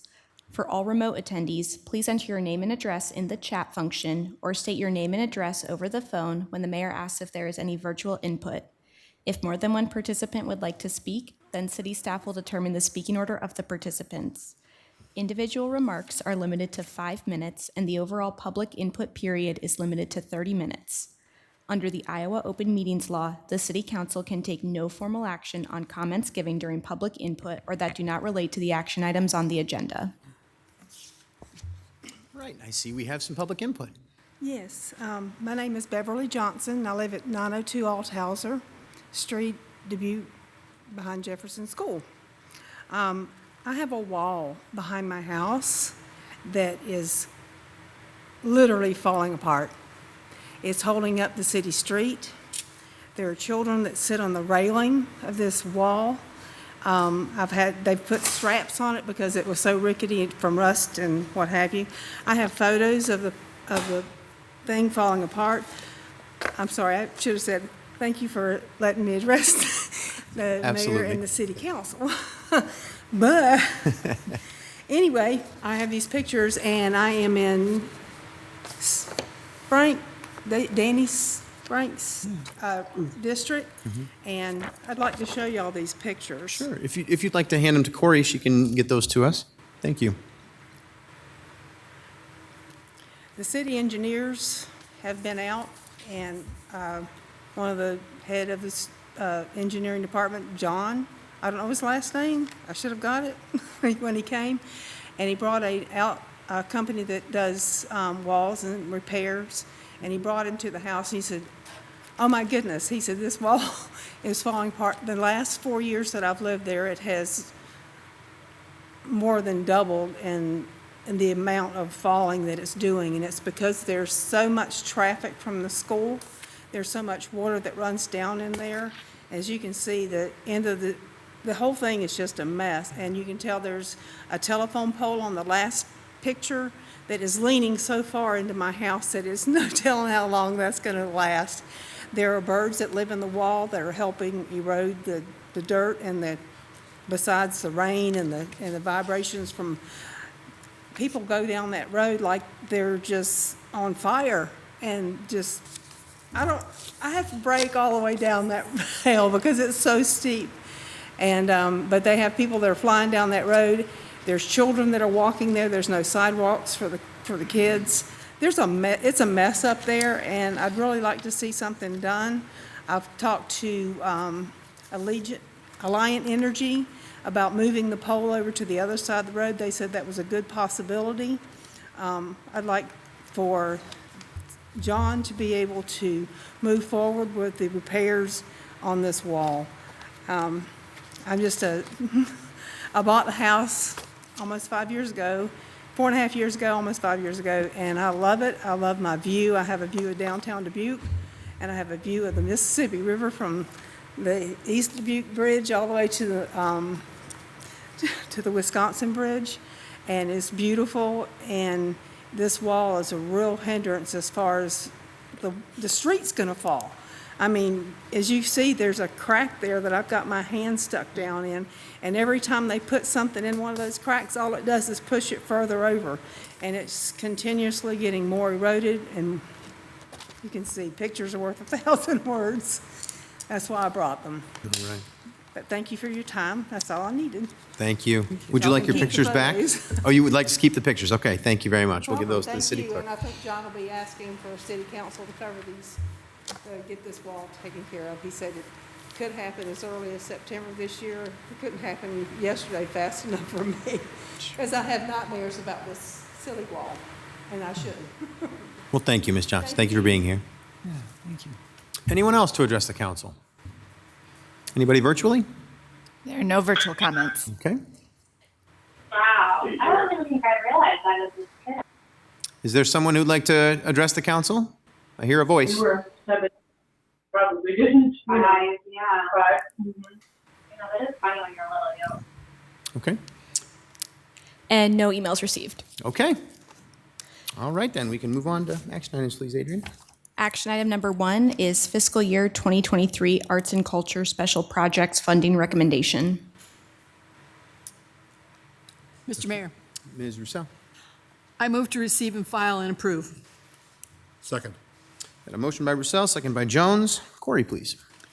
Arts and Cultural Affairs Coordinator Jenny Peterson Brandt is recommending City Council approve the recommended recipients and funding levels of FY 2023 Arts and Culture Special Projects Grant applicants.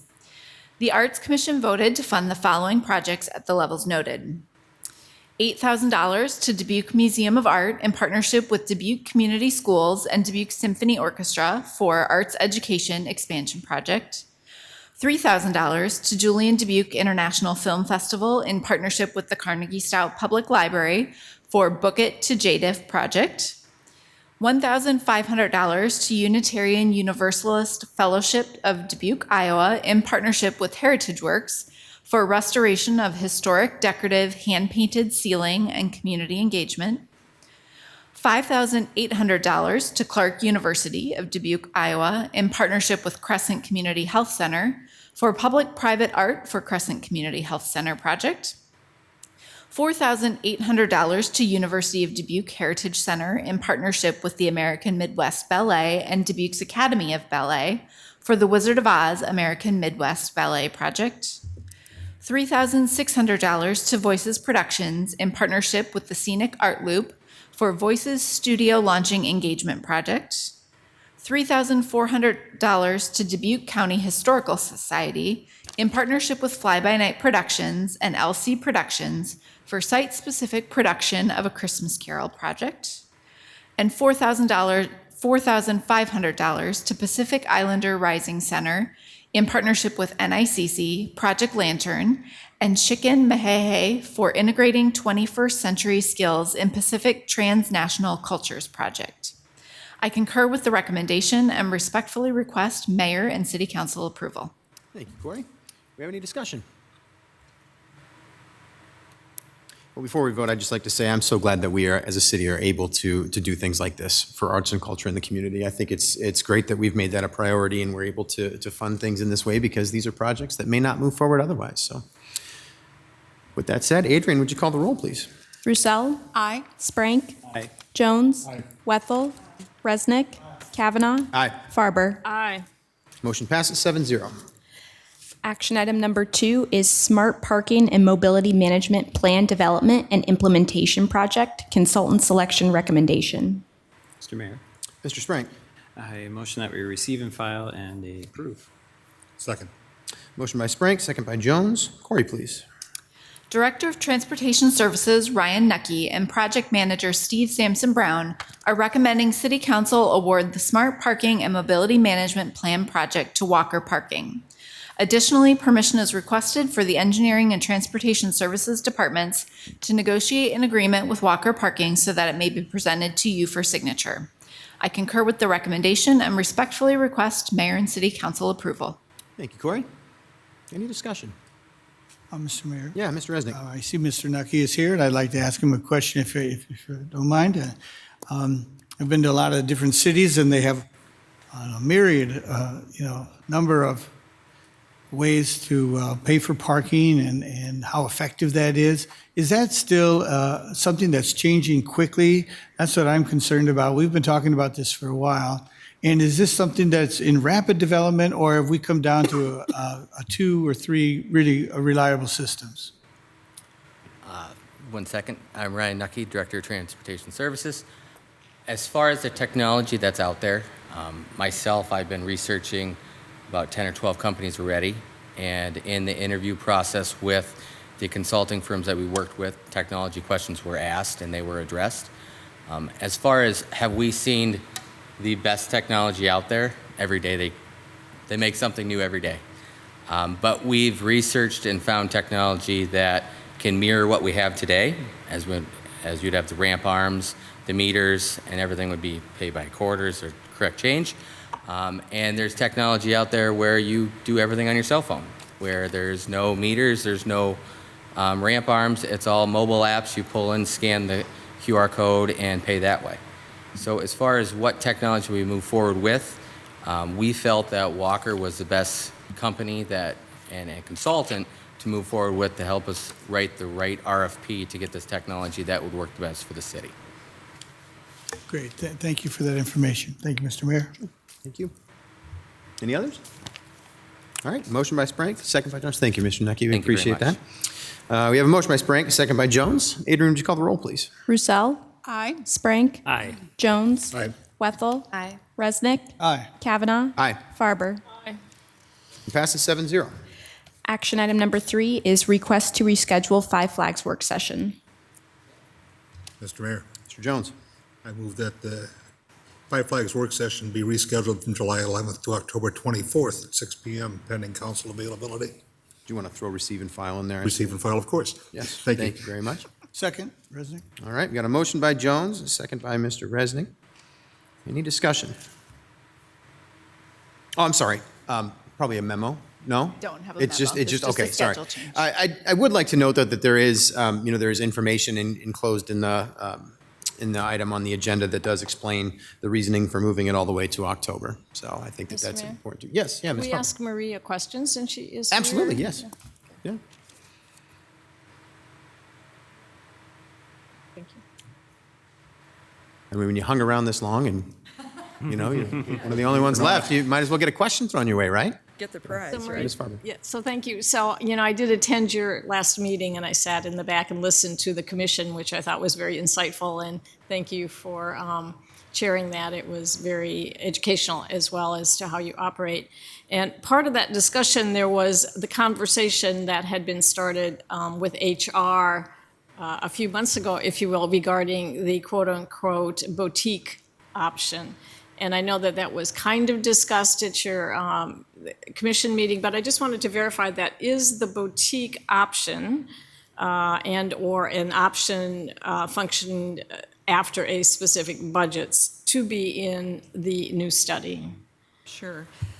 So Marie Ware, Leisure Services Manager, and first off, upon really thinking about this, because obviously we were on the fly the last time I was standing here, Right.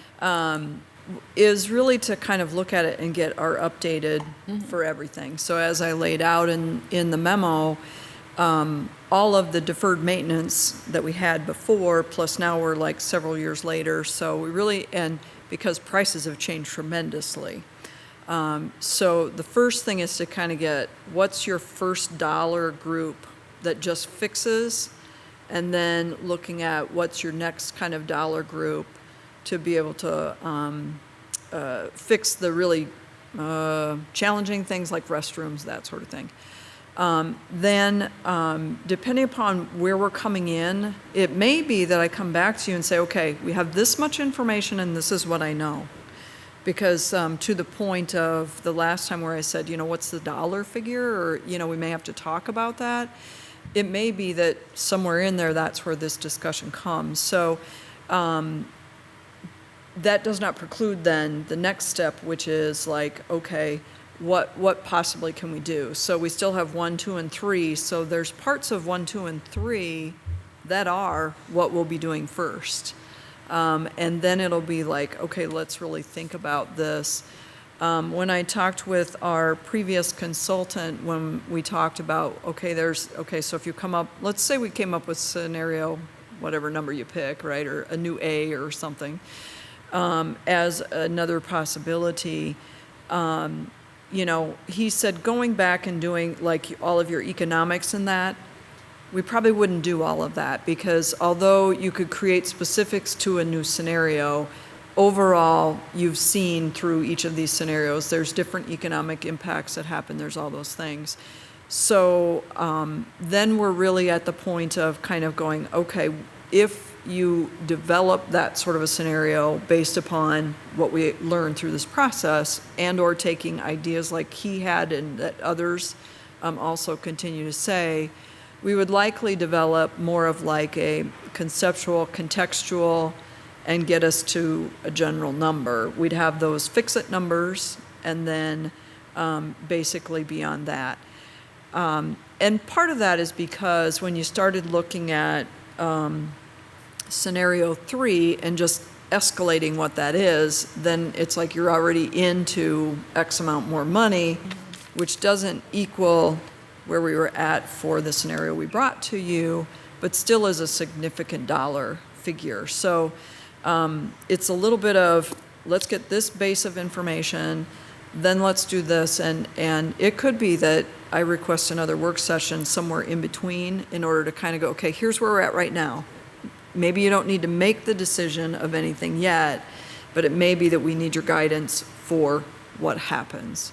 So, so that's a long way to answer your short question. Yeah, I got it, and thank you very much. Yeah. Appreciate it. Mm-hmm. Yeah, Ms. Mr. Buffett. Mayor, this is City Manager Mike Van Milligan. Hey, Mike, go ahead. Thank you. I do want to answer the question a little bit differently, and I appreciate Marie's response, which I consider to be very accurate. The question used the term boutique facility, and there's nothing in this looking at this next phase that addresses that question. And the reason I would say that is I think boutique facility would have a lot of different definitions for a lot of different people. I've heard it described in different ways, and intentionally it's not used in Marie's memo. It's what we're talking about is looking at the basic needs of the facility, not just the maintenance needs, but like as she uses in an example in this memo, scenario 2, which had an $18.6 million price tag several years ago, 4 years ago. And it's designed to update the facility for ADA and all the maintenance needs it has, and update the rest standards of the restrooms and those kinds of things.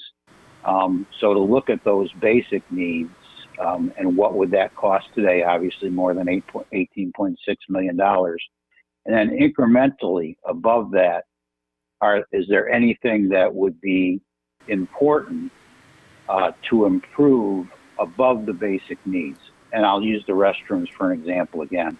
In this $18.6 million option, it dresses up the current restrooms, but it doesn't add any capacity.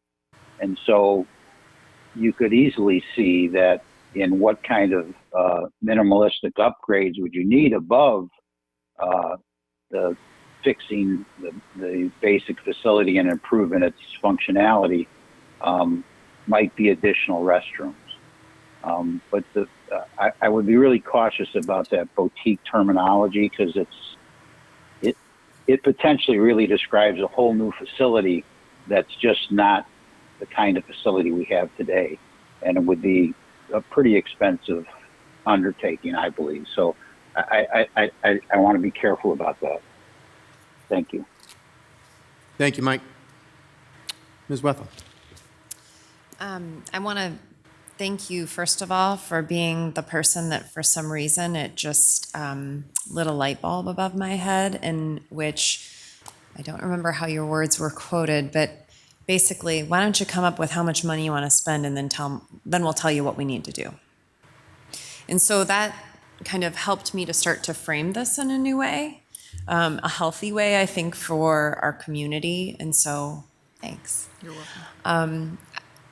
I am curious about how we could even look at a staged process as we move forward with this, how much money we're willing to spend in the next 2 years, in the next 5 years, in the next 10 years. Because I think just because we're not able to do it all at once, I also think it would be wise of us to look into the future of what we want to prioritize as next steps, so that 10 years from now, my kids want to come back to a concert, right? I mean, that's the goal. So a staged process, I think, would be an exciting way for us to look at it. Thank you. Mr. Mayor? Mr. Resnick. There's a question actually for Ms. Brumwell, and that is the question about the referendum and what triggers a referendum. Is it a certain amount of money? Is it just a desire by the city council to say we need to take this referendum? What exactly are we dealing with? There are some dollar amounts that are a trigger and the funding mechanism, whether, for example, it's a GO bond and things of that nature. So that's what I've got for you off the top of my head, but I could dive into the code and give you a more technical answer in follow-up later. As the mayor said, down the road, maybe is a better time. Thank you. Mr. Mayor? Yeah, Mr. Jones. I really wasn't prepared to have the work session tonight. The question before us is, when shall we schedule it? Sure. Could we get that to the agenda, please? That's fair. I do think, just to jump in on that, though, I do think it's a decent idea at this point in the process to interject a few questions and ideas that Marie can then take back as we prepare for this work session. But you are right. We do have a simple question of scheduling a work session in front of us. Citizens may want to hear the conversation. If they think if the agenda items just to set a date. Sure. They're not paying attention. Yeah, fair enough. All right, well then on that point, we do have a motion to set that work agenda. Thank you so much for helping us out, Marie, and thank you, Mike, for your comments as well. So we had a motion by Jones, second by Resnick to schedule this work session and reschedule it. Adrian, would you call the roll, please? Roussel. Aye. Sprank. Aye. Jones. Aye. Wethel. Aye. Resnick. Aye. Kavanaugh. Aye. Farber. Aye. Motion passes 7-0. Action item number 4 is work session request Fountain of Youth. Mr. Mayor, Ms. Roussel. I move to receive and file and set the work session for Monday, July 18th at 5:30 PM. Second by Farber. Motion by Roussel, second by Farber. Any discussion? All right, Adrian, would you call the roll, please? Roussel. Aye. Sprank. Aye. Jones. Aye. Wethel. Aye. Resnick. Kavanaugh. Farber. Motion passes 7-0. Action item number 5 is work session request Southport redevelopment concept. Mr. Mayor? Resnick. I move to receive and file and set the work session for Monday, July 25th at 6 PM. Second by Sprank. Motion by Resnick, second by Sprank. Any discussion? Mr. Mayor? Yes. Just for note, I won't be available for that evening. I'll try and catch it if I can. I'll be out of the city. Okay. And Thank Mr. you, Mr. Mayor, Jones. the same for me. I'll be potentially out of the country. Okay. So we do have at least 5 of us there. And you said you might be able to try to catch it, Mr. Jones, and since it is a work I session. think it's it- unlikely, but It's, okay, yep. And obviously, we've had those moments where we've had to watch those at a separate time if we're not able to be at Watch the it work later. session. Okay, thank you for the information, both of you. as long All as right. you don't have to share candy, it should be okay to watch it. All right, we have a motion by Resnick, second by Sprank. Adrian, would you call the roll, please? Roussel. Aye. Sprank. Aye. Jones. Aye. Wethel. Aye. Resnick. Kavanaugh. Aye. Farber. Aye. Passes 7-0. Action item number 6 is work session request, federal and state grant update. Mr. Mayor, Mr. Jones. move to receive and file the documents and set the work session for August 15th at 5:30 PM. Second by Sprank. Motion by Jones, second by Sprank. Any discussion? All right, Adrian, would you call the roll, please? Roussel. Aye. Sprank. Aye. Jones. Aye. Wethel. Aye. Resnick. Aye. Kavanaugh. Farber. Aye. Motion passes 7-0. Action item number 7 is Jackson Park beautification video. Mr. Mayor, Mr. Sprank. I motion that we receive and file and watch the video. Second. Motion by Sprank, second by Jones. Please roll the footage, Eric.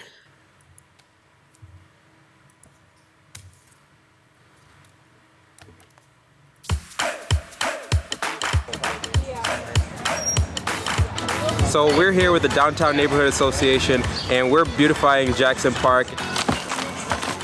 We're just laying down some fresh mulch so that way the kids can have fun, be safe, and just really enjoy their time being here in the park. It's a free place for everybody to come to, and my grandkids will be here, and I was here when I was little, so as long as we can all help the community, it makes it beautiful for everybody. We would love to see this happen in other neighborhoods. So if you're interested in looking to beautify your neighborhood, please contact us over at the Office of Shared Prosperity and Neighborhood Support because we want to support you. We want to invest within your community, your neighborhood, and just make the area just, pop a little bit more. We're really excited with working with the neighbors around to make this thing happen. Let's beautify Dubuque.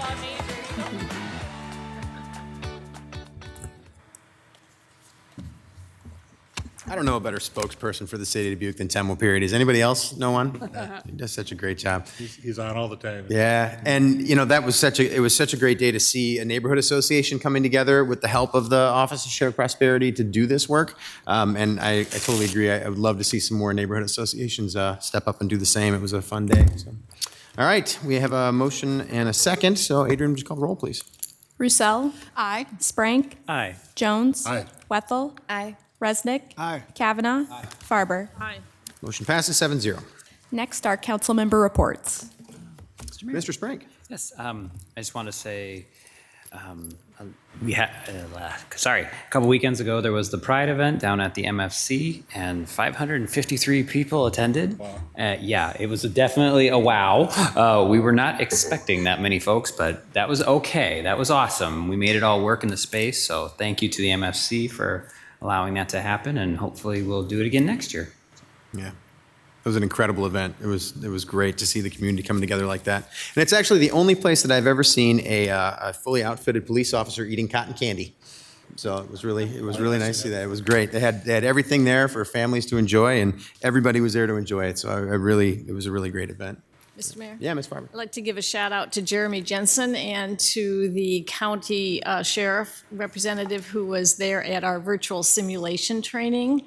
It gave me just an abundant amount of appreciation for what our law enforcement officers go through when they are confronted with those situations and the potential that they may have to fire a gun.